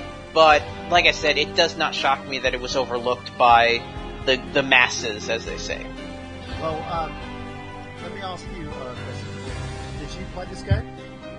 Yes, I did. I played this again back when it came out, quite a few years ago now, I guess. I felt what a lot of people did, that it was an extremely short game. But the things I loved about it was that they actually fixed a lot of the control flaws of the first one, and they cleaned it up so much more. The story I couldn't really get involved as much in. It didn't have the same oomph, as well as the fact that it just again, it was so short. I mean, it felt like a modern first-person shooter, where I could beat it in, an hour or two. So tell us, what do you feel that they've advanced in this game in comparison to the first game, and what do you think it let the game down? Well, it was more of just, they took what worked and made it just, and fine-tuned it. It was just smoother. I mean, as it should be, as any sequel should improve upon from the first. The downside it couldn't compete. It just couldn't compete with its own success. And that's the biggest letdown. So, do you feel that them selling it to Rockstar and Rockstar buying the game out was a kind of a good move, because it allowed it to kind of at least give us a hope? Because at the time there kind of wasn't a hope that this game would ever see a third game. Well, yes. I mean, the thing is when you have a big company like Rockstar, you're always going to get the possibility of a second chance, or at least a re-release later down the road, perhaps a remastered edition down the road, not 6 months after the game gets put out. But that's the beauty of like these older games, is when they're reintroduced to people now and they go, wow, this is where it came from. Or, oh, this is, mind you will also hear, oh, that's nothing special, when it was the originator. So, in terms of like this game as well, it had multiple endings. If you basically beat on the highest difficulty, there was a non-canon ending where, and again, a lot of people had an issue with this ending, in terms of the fact that Mona Sachs dies at the end of the game. She's... Spoilers alert for those of you out there. Dave, do you want to say your spoilers? Spoiler! Yeah. For those of you who basically... Hang on a minute, now you owe me 5 cents. Yes. And for those who don't know as well, if you beat the difficulty, the highest difficulty, there is an ending that she survives, which is non-canon. They say that the canon ending was the fact that she dies. But that leads us basically on to the next game in the Max Payne series, which is Max. Well, hold on. We didn't get the the response or the reaction from the one female member of our group. Well, what do you have to say about the game? Yeah, Jamie, what do you think about what you've heard tonight so far? Well, I don't give a fuck that the main female dies. I mean, as long as she doesn't die as any sort of like, oh, this has to happen for the guy to be able to have the motion to go on, and then I'm okay, man. You know, kill him off. I don't fucking care. The series actually tormenting him further. It sends him over the edge. Oh, awesome! Go for it. His body is broken down. He's addicted to painkillers. So you know the effects of what's happened in the first game is kind of taking a toll on his body in the second. Now the thing that he finds out is actually she's a hired gun who's been given orders to kill Max. She knocks him out, and because she loves him, she decides to sacrifice herself for him. Why do they do things like that? God damn it. Sounds so fucking... anyway. The series sounds fucking great. I didn't know that they had a whole, like, Norse mythology tie into it. I really love Norse mythology. And I think that I know exactly what I'm going to be getting into this week if I can tear myself away from obsessively watching Hell's Kitchen. I mean, if you're really that serious about it, copies of, like, the PS2 and Xbox version are, like, $1 at this point if you can find a retailer. I mean, there are still places that, like, you know, corner stores that sell them. They don't go for that much. I mean, at most, if you try to buy it on, like, the Steam store or even the PlayStation Network, I think has it for, like, $6. You could probably get it for, if I'm not mistaken.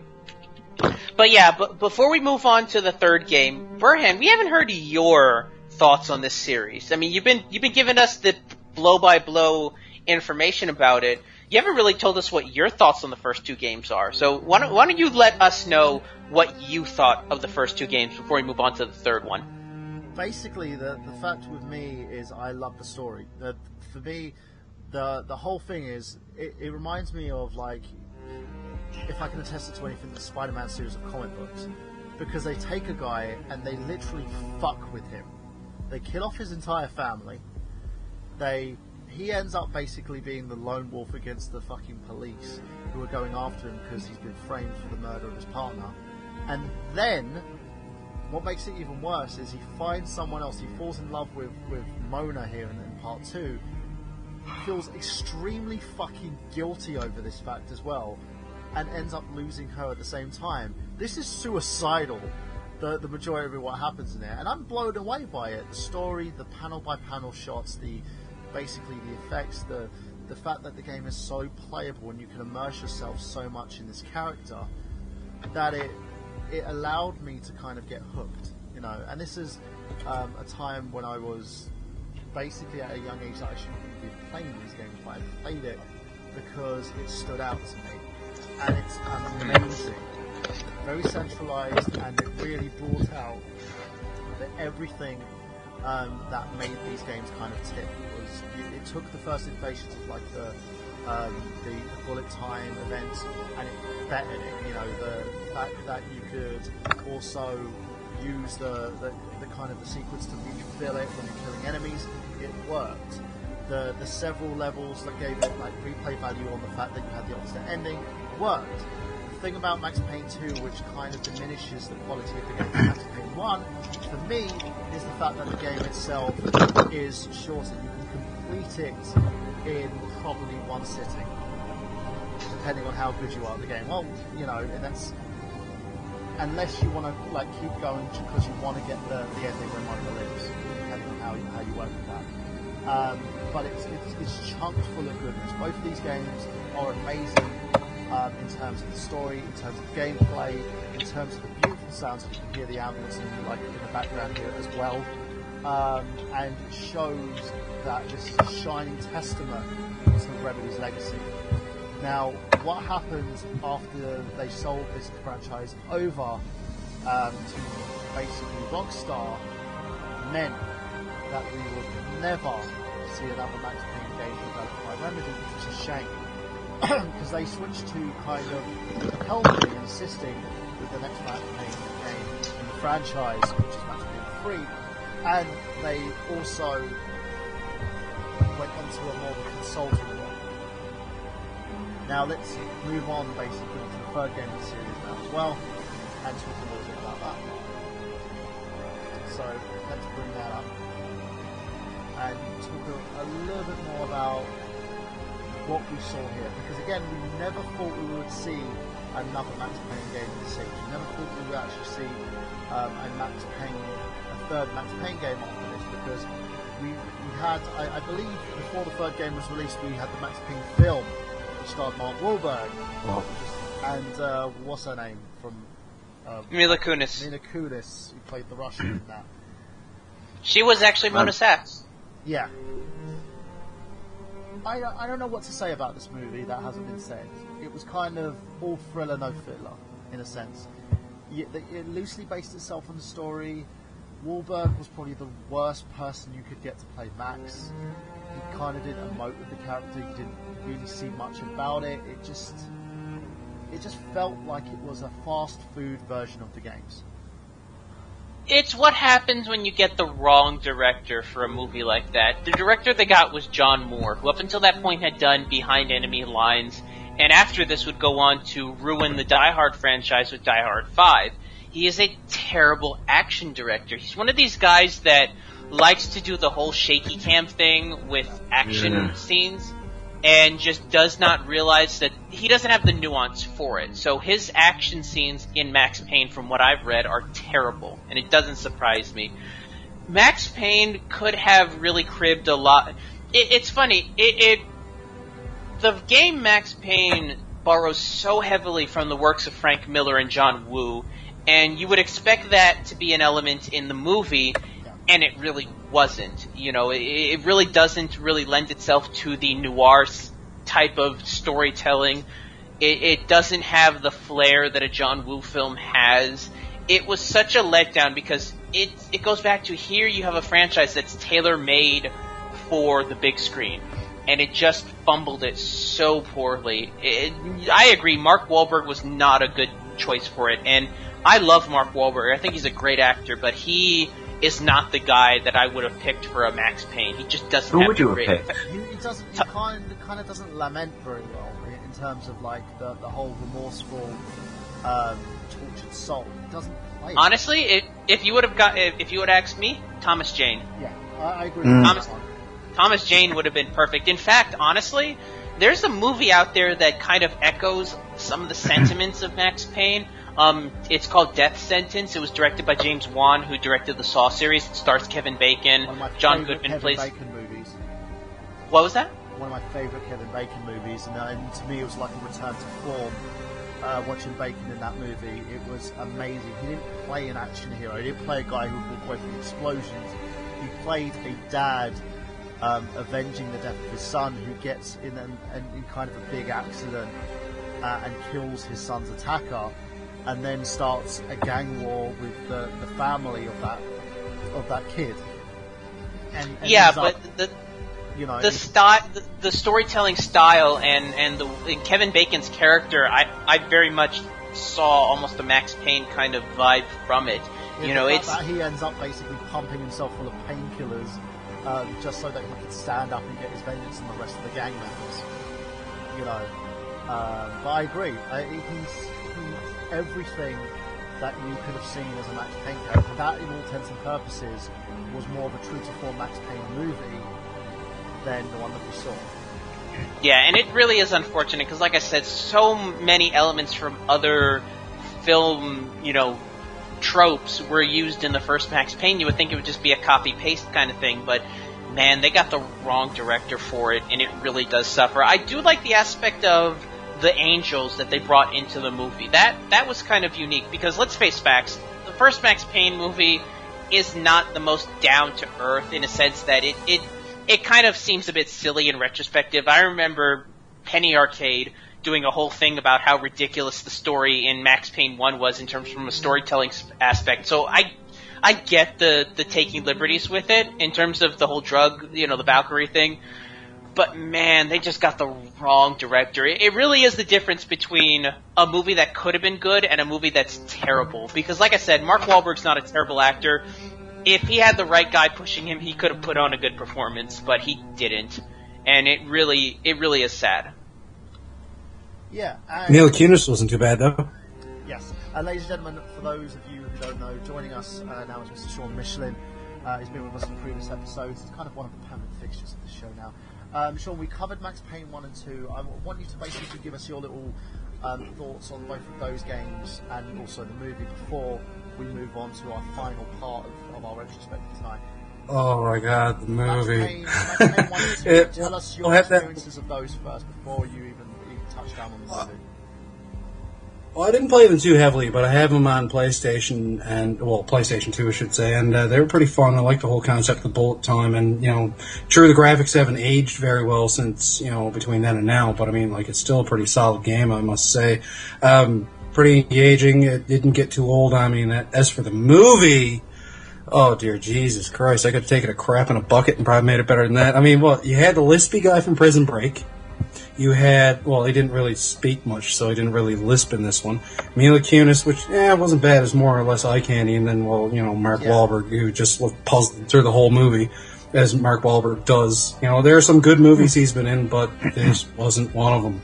Yeah, it was kind of one of those things where I think he wanted to do a video game, and once they presented it to him like that, he looked like he had no knowledge of the character, he didn't understand what was going on here.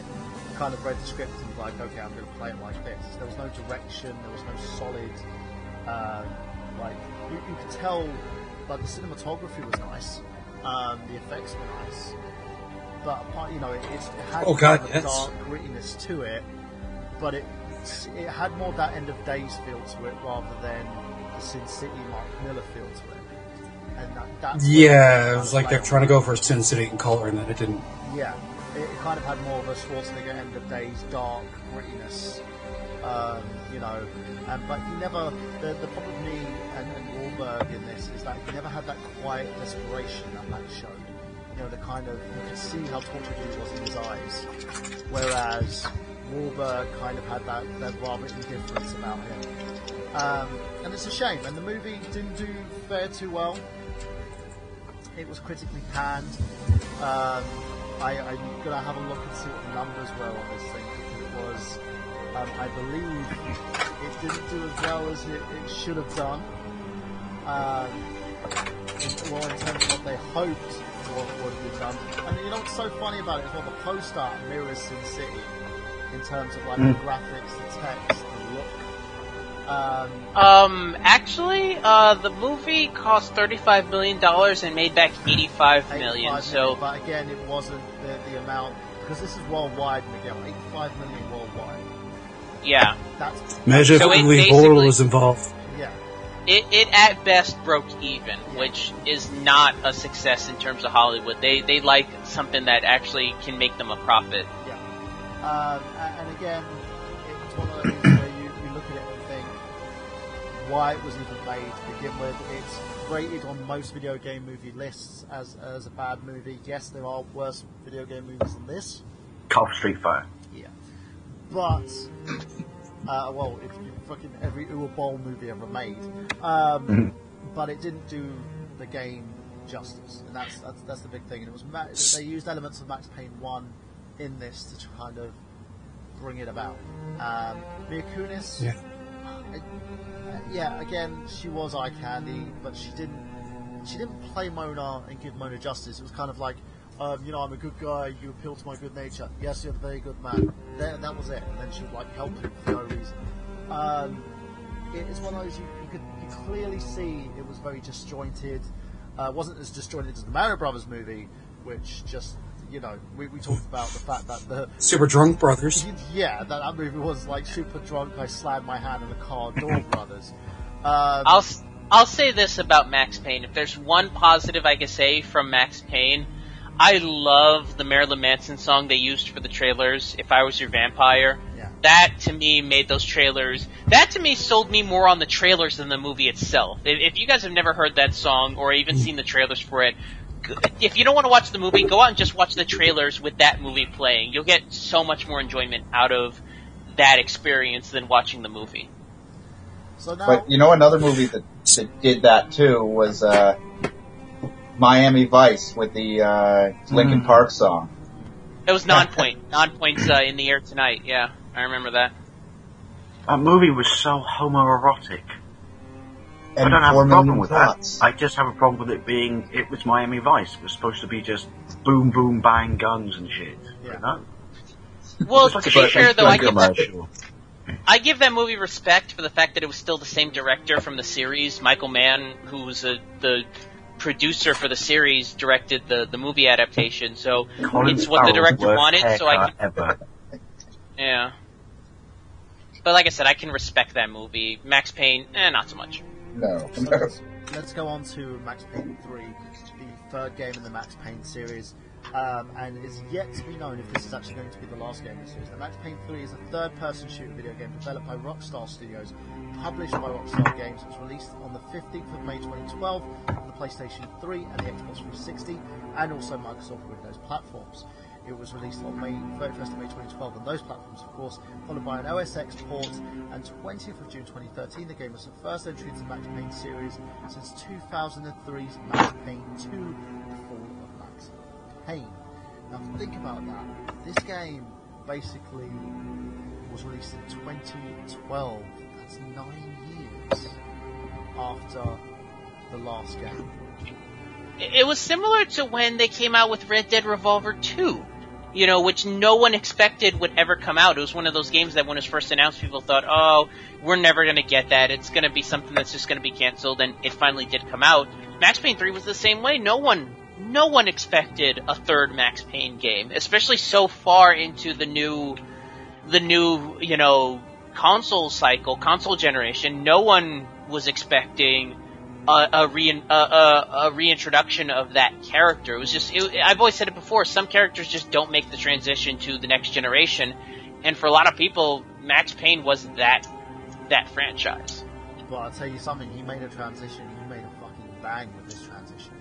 Now, the game is played in a third-person perspective, as the others were, so throughout the single-player mode, players can control Max, a former detective who became a vigilante after the murder of his wife. Of course, 9 years after the events of the second game, Max becomes employed by a private security contractor in Brazil, but quickly becomes estranged into a quest filled with death, betrayal, and all those creamy goodness inside. Of course, these are online multiplayer components. It's the first Max Payne game to contain an online multiplayer component that is included in the game, and allows up to 16 players to engage in both cooperative and competitive gameplay as you recreate most of the single-player modes in the game.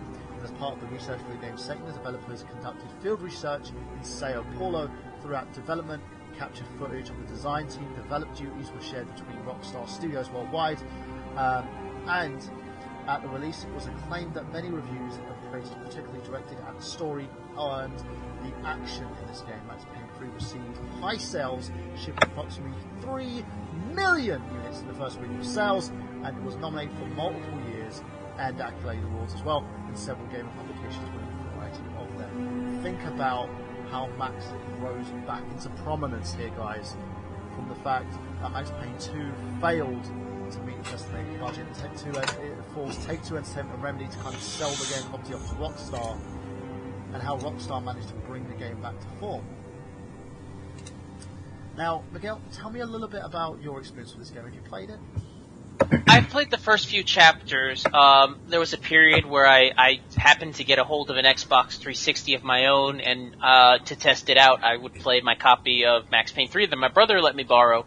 I played the first few chapters, and I think this is probably the best case scenario for it, because with all the time that it did take off, it was able to reinvent itself as kind of a return to form. Because up until that point, when that game was released, the standard for third-person shooters was the over-the-shoulder Resident Evil 5 Gears of War style. So it was almost in a sense of Max Payne coming in and going, this is how games used to be played, let me show you how it's done kind of vibe.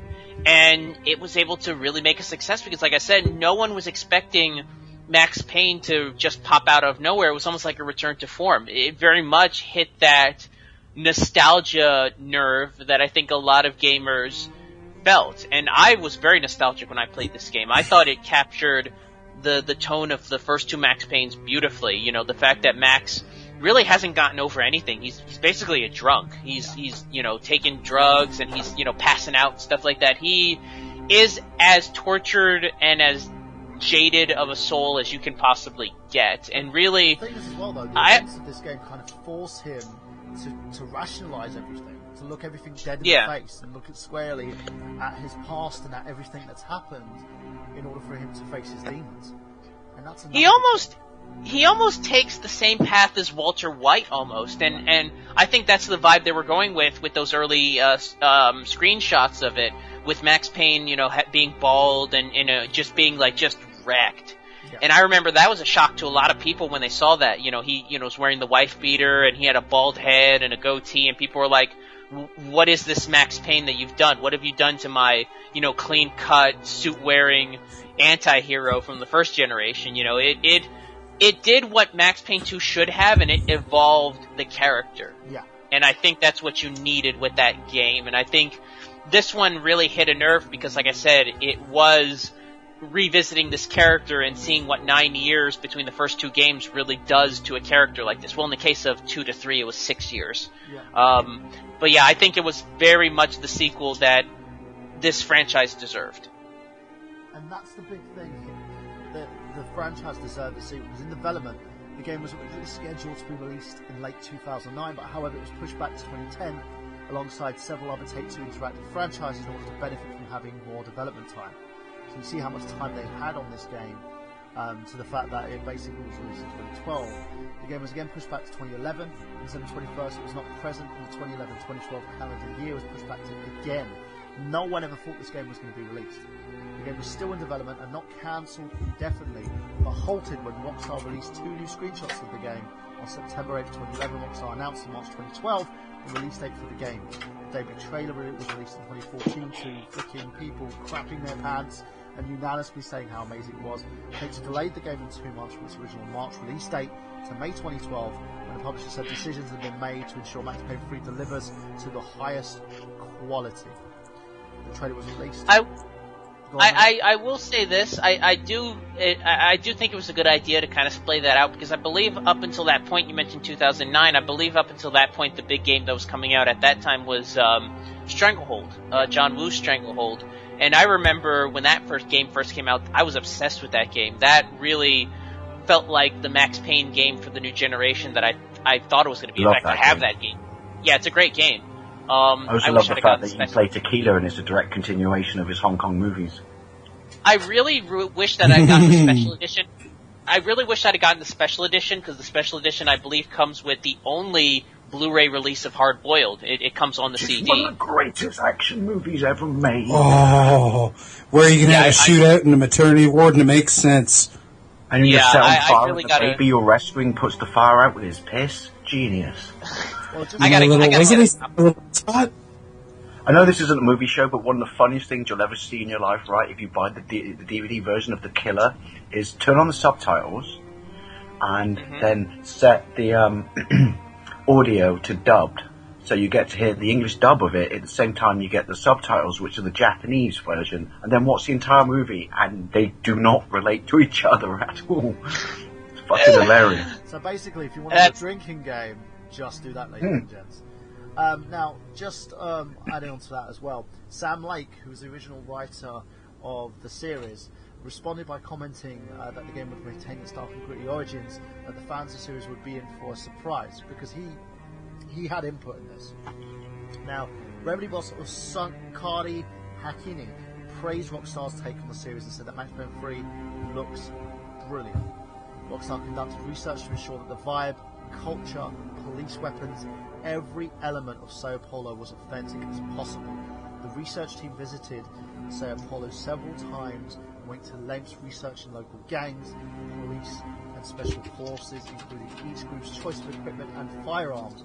And the fictional UFE resembles Brazilian special police units such as the BOPE. The company suggests that fans of the game will watch the 2007 Brazilian film The Elite Squad, which is the Brazilian-Portuguese Tropa de la Elite, which is especially an intense sequence of BOP soldiers carefully raiding Travata war zones, caught in deadly shootouts versus heavily armed drug dealers on the lookouts, and wielded assault rifles or Uzis as part of their daily life. the retailers bundle the game with the film and its sequel as well as part of that. So that's a nice little treat if you basically manage to pick those up. In 2011, interview Dan Houser of Rockstar Games said that despite what the general public might think, Rockstar likes to spend a bit of time at the end of the project before deciding what to do next. Basically, we have been meaning to start the Max Payne 3 for a while, but have limited bandwidth in the studios and more games to make than we've started. So suddenly, it was a good slot, Houser said, explaining why it took 8 years to follow up Max Payne 2. Also, contrary to a lot of people, we like to take a little bit more time at the end of the game as well, around of each game before starting the sequels. And they talked about the disappointment and excitement of everything else they experienced to shake down what really makes the game and what they should do next. So it's nice they took a lot more time to make sure that this game worked. The game ran on Rockstar's advanced game engine, Rage, alongside Euphoria software. In February 2012, it's confirmed that the PC version of the game features the DirectX 11 in stereoscopic 3D rendering. The PC version of Max Payne 3 was shipped on 4 DVDs. The Xbox 360 version had 2 discs due to the disc size limit, and the PlayStation 3 version was shipped on Blu-ray. Now, Dave, what was your... Basically, they showed the subject matter respect. Yeah, what was your experience? I only played it literally last year, and it's, again, a game you can buy super cheap, and I picked up the cash converters for the 360 for like literally £3 or something. And I remember approaching it from a really sort of wary point of view or standpoint, because it's been so long since the previous game, and because I was a little bit wary as well watching people's gameplays and stuff of it. And it's funny, my mate Pete, who lives down the road, SNEStastic, he bought it and slated it, then he went back to it a few months, did another video and said, I love it now. And it's weird. It doesn't initially, everything's in place, but it doesn't initially feel like a Max Payne game. I know that might sound a bit weird, like with the main changing of the character, which now, especially since Miguel explained it, which is they're just kind of basically, this is Max Payne's world 9 years later. But once you kind of crack into it and you get a couple levels in, it might be because of the early stages are a bit, some of them, and I'm not hating on it, are a bit poor, but once you get a little bit into it, it suddenly feels like O.J. Simpson's glove, and it does fit. And I don't understand why it got such... I mean, it was successful, I know, but I don't understand why, well, at least from my mates and the people in my gaming communities, hated on it and said, it's not a Max Payne game, it's a fucking Rockstar game that wants to be a Max Payne game. And it's like, no, it's a Max Payne game. Just give it a chance. I think sometimes we don't want to see natural progression because... And it's ironically, that's probably why the second one wasn't well received, which is... we didn't get any natural progression, everyone pissed and moaned, and then when you do get natural progression, people were like, oh, but you're changing the thing I love. And, by the way, people, I'm not saying it's massively, this is out there listening land, it's massively different. It's not. It's just, it's if you're used to, suave Max Payne, and I guess also the fact that the hardware's moved on, it can be more, gritty and realistic, you're going to get something slightly different, but you're getting a Max Payne game. Well, it ultimately is very, very enjoyable. It's not the hard-boiled noir style of the first and second game. If you're expecting comic book panels and that kind of tongue-in-cheek, Dashiell Hammett, Sin City kind of style of storytelling, you're not going to get it. It very much does it's just going to get gritty and urban, basically. Yeah, it borrows a lot from modern storytelling elements, so yeah, I can understand people saying, it should have stayed with the comic book style, but you know what? It's still Max Payne. It's where the character should be at this point. What do you think of the change of space, the change of environment in terms of the game? Do you think that they were right to move him to a different location for him to get away? Yeah. And yeah, I agree with Game Pegasus. He says people will always complain. I agree on that. Everyone complains when it comes to... it goes back to what Dave said. The second game played it safe and just did more of the same. It was the same. It was the same environment, same characters, same everything. I think they saw that and was like, "All right, we got to change everything if we're going to really stand out." And they did, and I think they were better off for it. Sao Paulo is a great environment for very underground, very dirty, crime type stuff. I mean, it's basically it almost takes a Scarface vibe to it, which kind of feels right when you think about it with Max Payne. I mean, the previous two games were very, very polished. They were gritty. They were, John Woo, but they were shiny and fantastic. This is going to sound like the wrong descriptive term, but it's late and I've been drinking. The only way I can describe it would be, it's kind of like a Discovery Channel version, if you know what I mean, which is, hey, why don't we actually plonk him into dirty, nasty, realistic environments, as opposed to movie land environments, if that makes sense. Well, like I said, it's like the series went from, like I said, the John Woo, almost Frank Miller-esque style, and went for more of a Scarface style. It's very much, it's that Latin American, black market kind of vibe to it. It's not the hard-boiled New York cop thing, it's got an international flair to it, but at the same time, it feels right. It doesn't feel like, it's not the jump between, like, GTA 3 and GTA Vice City. It feels like it's a natural progression. You could see how a guy like Max Payne would gravitate towards that kind of style, of being a bodyguard for hire almost for some like rich debutante from, South America almost. Well, it was a chance for him to escape his problems as well. That's the thing when you got to think about people. He went to escape his problems and leave. He didn't want to. That's what the whole thing is about. It's him getting away from things and trying to drown himself out, and he still can't drown his issues out. So what does he do? He gets himself drunk, and then he gets clouded in all this kind of corruption that's ingrained in it. And then eventually, when he faces up to his problems, things get clear.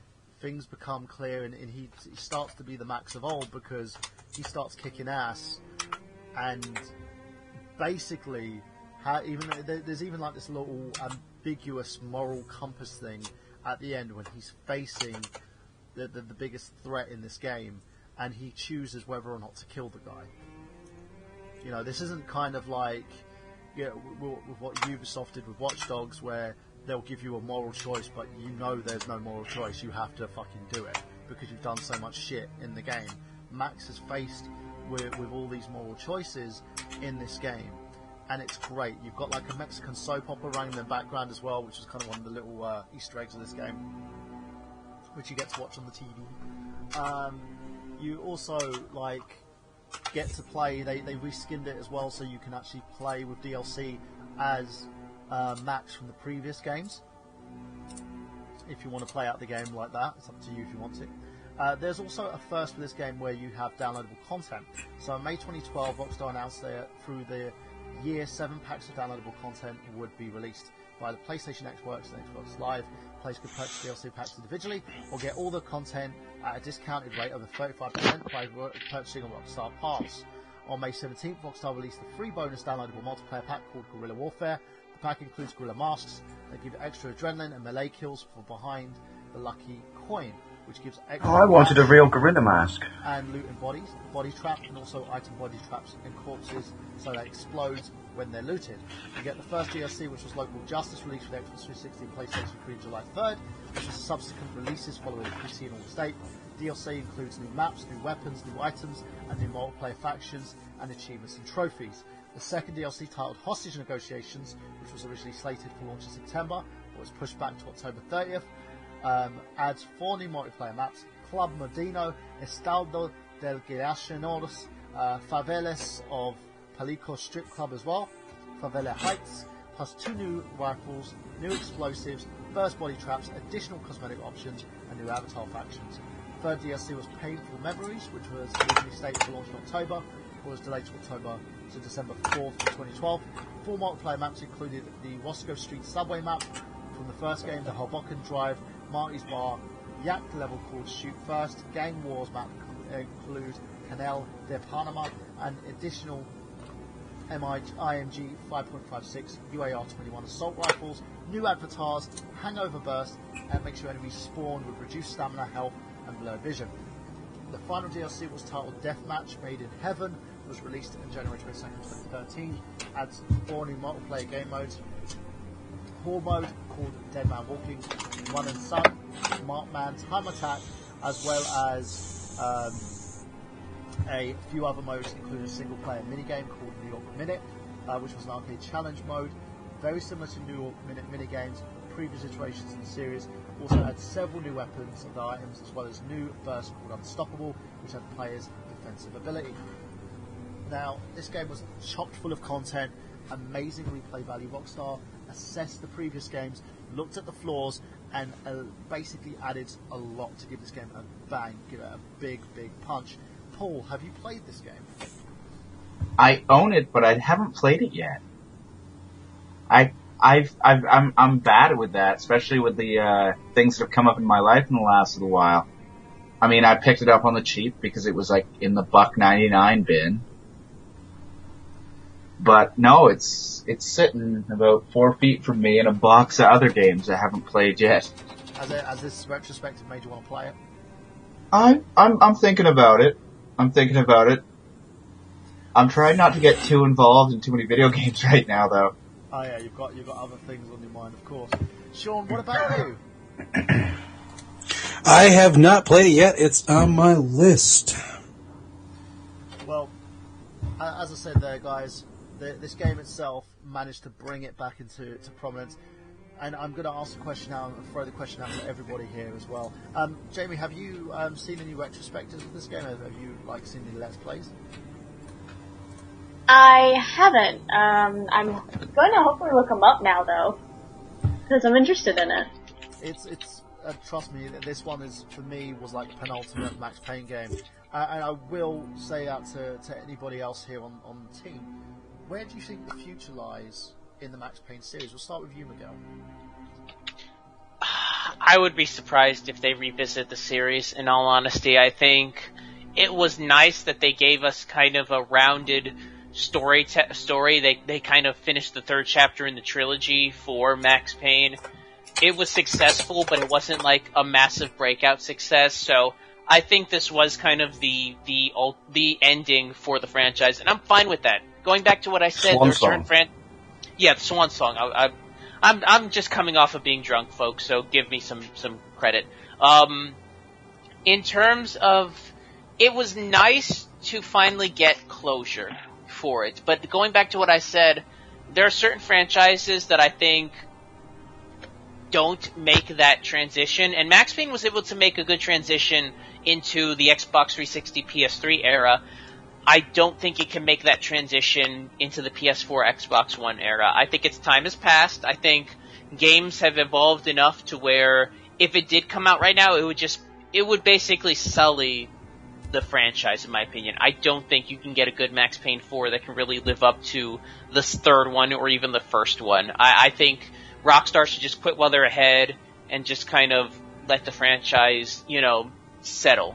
Just let it go, as they say. I'm not saying that in a bad way. I love the franchise, but you gotta know when to pull the plug on a franchise and just let it be as is, and I think Max Payne is that.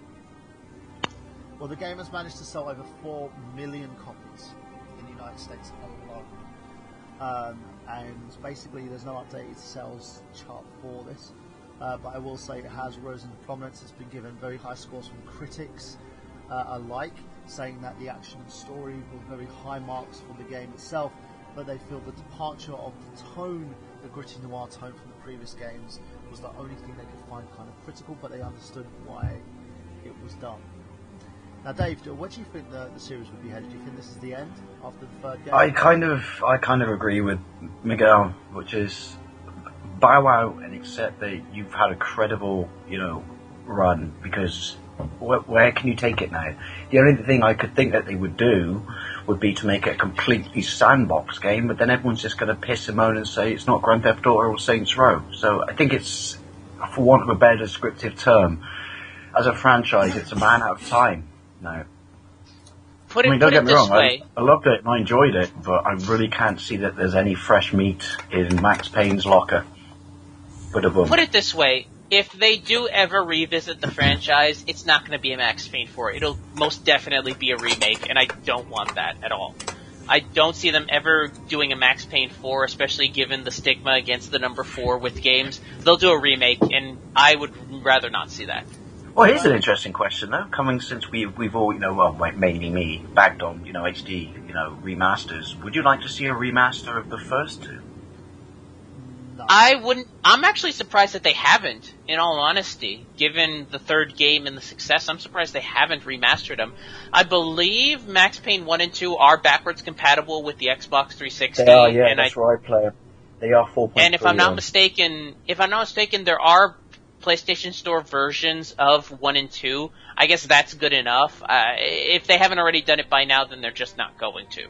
I guess Max Payne as a name isn't as bankable as Rockstar thinks, so making a re-release of it on disc would it's easier to just re-release them as a downloadable game than a full-length re-release.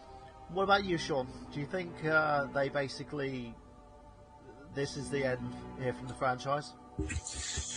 Not overly, but I do think that, maybe if they gave it a couple of years and looked at it with fresh eyes and that again and gave Max a new chapter, they could proceed on because, you could either reboot or you could continue with it and, of course, give it a fresh set of hands in that as well. I mean, like you said, Rockstar did the third game as opposed to the first two.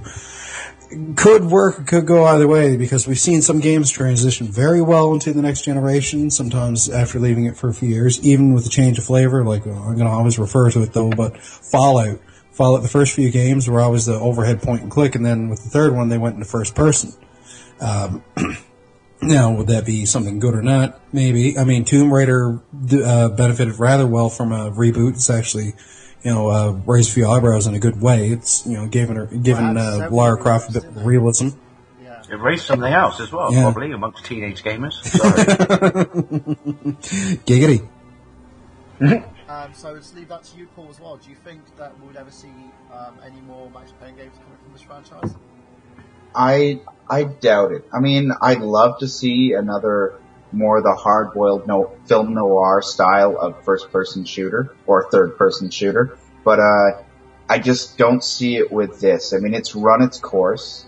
Had the game come out years earlier, maybe we would have seen more, but you can only push one man so far. Agreed. He ain't Rocky. Yeah. I think if they did make a fourth Max Payne, it would probably end with him jumping off a building or hanging himself off of a scaffold. I don't see a happy ending for Max Payne at this point. Jamie, what about you? Well, I think if they remade it, they would need to not just remaster it, but actually remake it. That's one thing that's really kind of been getting on my nerves with games lately. So remastering horrible graphics. Basically. Yeah, kind of reimagine it and basically bring it into what it could be now. And I think that would be an awesome thing to see. So there you go, ladies and gentlemen. That was our Max Payne retrospective. I'm going to basically pop it onto the plugs now from our lovely host. And we'll start with you, Jamie. Where can we find you? You can find me at Hazardous Cosplay on Facebook. You can follow that and watch me rant about this wig that I'm about to just straight up set on fire. You can find me on Shimeji on YouTube. I do a lot of gaming stuff on there, reviews and such. I'm hoping to get back into the swing of that. You can find me at Twitter and Tumblr on GVirusJunkie, and I think that's just about it. And Mr. Sean Michelin, where should we find you? With a you can find me on... Yeah, actually, I was half tempted to get one there today instead I went to A&W. I can be found on YouTube, on Twitter, on Instagram as Dietless79, DAIATLUS79, obscure Transformers name. Besides that, you can find me on Facebook, Sean J. Michelin. I do have a fan page on there for Dietless79, but it's, I check on it every so often. You can just hit me up on there. I post sometimes in some of the different YouTube groups, on Facebook and that. If you're on the Happy Console Gamer Forum, I post in there semi-regularly. MaxRD's group as well. But, yeah, that's where you can find me, pretty much. And he shares his love of food with me. Oh, damn right, that burger looked tasty. What about yourself, yes. Paul Crampton? Where can we find you? Basically, I don't have much of a social media presence, but if you need to find me, I'm in one of two places, either harassing Michael Burhan's Facebook page or in the Happy Console Gamer fan page on Facebook. Mr. Lawnboy's post. You can find me 8 doors down from Jesus Christ. Sorry. Sounded funny. By the ice machine? You can find me on Lawn Boys Post 1975 on YouTube, and you can find me on Facebook at Lawn Boys Space Post, because I had to make Post my surname to accept it. Mr. Miguel Leon, where can we find you, including your show tomorrow? Yes, last but not least, you can find me here tomorrow night at 8 p.m. on the Retro Unlim channel on YouTube for the Untitled Movie Show. It's going to be myself, Michael Burhan, and Nina Kasky, and special guests from the movie... Burhan, save me, I forgot what the name of the movie was. No, I'm not going to save you, you've got to say it. Alright, hold on, let me pull up our discussion. I'm Rick, young man. I'm terrible at these sober, okay? So, 9 Full Moons, yes, we will be having members from the... be having members from the production of the film 9 Full Moons. They're going to be talking about their film, we'll be doing a bit of an interview there. But mostly we're going to be discussing the Oscars. Yes, we're going to be discussing the nominees for this... What was that? Is it that time of year already? Yes, it is. Yes, and it is. It's looking rather favourable. It's actually the first time I'm excited for the Oscars this year. It's definitely a very varied group of people. I'm looking forward to it. More so, I'm looking forward to not only will we be discussing the Oscars, we're also going to be discussing the Razzies, which I've got a lot of issues with this year's Razzie Awards. So we'll be discussing the best and the worst of film, as well as 9 Full Moons. Give these guys some plugs there. I recently saw the trailer actually for the first time. It actually looks interesting. I mean, it looks like a tortured romance, which is usually the genre I avoid, but I'm gonna give this movie a chance and take a look at it. So definitely check that out. Tomorrow night, 8 p.m., Retro Unlim channel for the Untitled Movie Show. And follow us on Twitter, twitter.com/unmovieshow. I actually just posted last week's episode where we did our news episode, the first appearance of hopefully somebody that will be a staple of the show, Anina Kasky. Follow her on Twitter, by the way, because she just followed the Untitled Movie Show, and I'm going to give her a quick plug. So, Anina Kasky, follow her. Guys. We miss you too, Burhan. Not Burhan, Dave Wade, but, you know, I'm sorry. But you know what? It is what it is. Hopefully, when I got my week off in March. Yes, when you get a Sunday night off, you can definitely be back on there, buddy. But yeah, definitely check that out tomorrow night. Oscars and Razzies, 9 Full Moons, twitter.com, Anina Kasky. Do it. Do it. Got it, gone. To quote Archie, the world's strongest man. You can find me on youtube.com/NinoGenius as I pass this burrito, and I feel like everything else is more relaxed. It's like passing a kidney stone in a sense. Twitter.com/Michael Burhan. Facebook.com, Michael Burhan. You can also find me, as long as the Access Gaming Podcast, Link Up the Long Box, and also lovely other podcasts such as the Untitled Movie Show and Slamcast on the amazing nerdgenius.com and retroonlim.com. Now, as I slowly move on to the sunset, since you slowly pass your burrito, it's been taking 9 years. Like the phoenix of the ashes, and I really would consider anyone not going in the toilet after me because it stinks in there. It's like someone dropped a grenade launcher. I would like to say the awesome to the Icon Gameplay people here that Max Payne says that for Miguel Leon, for Dave Wade, for Jamie Styles, for Sean Michelin, Paul Crampton, for Xander Scully, this is Max Payne saying that we got gameplay. Review.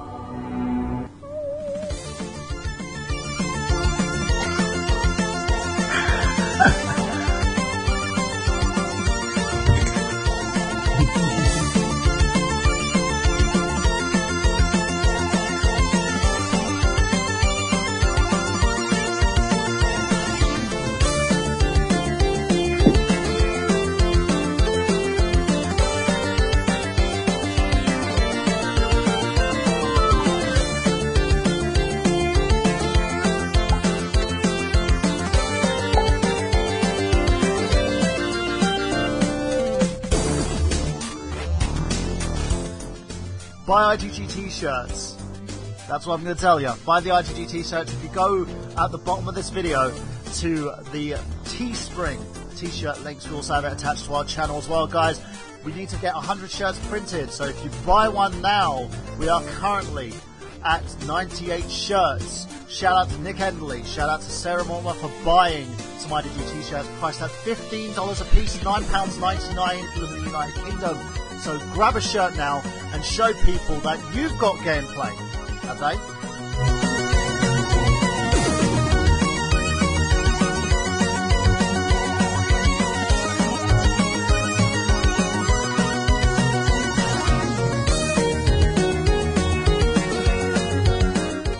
Also find us on Patreon, patreon.com/nerdgenius. That's patreon.com/nerdgenius. If you'd like to donate some money, get us in there and help us out creating new podcasts and products, we'll be greatly appreciated.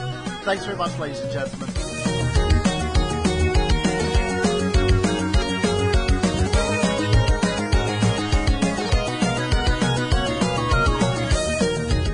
And happy birthday tonight on With Guinness. Shout out to you, you wanker. Happy belated birthday.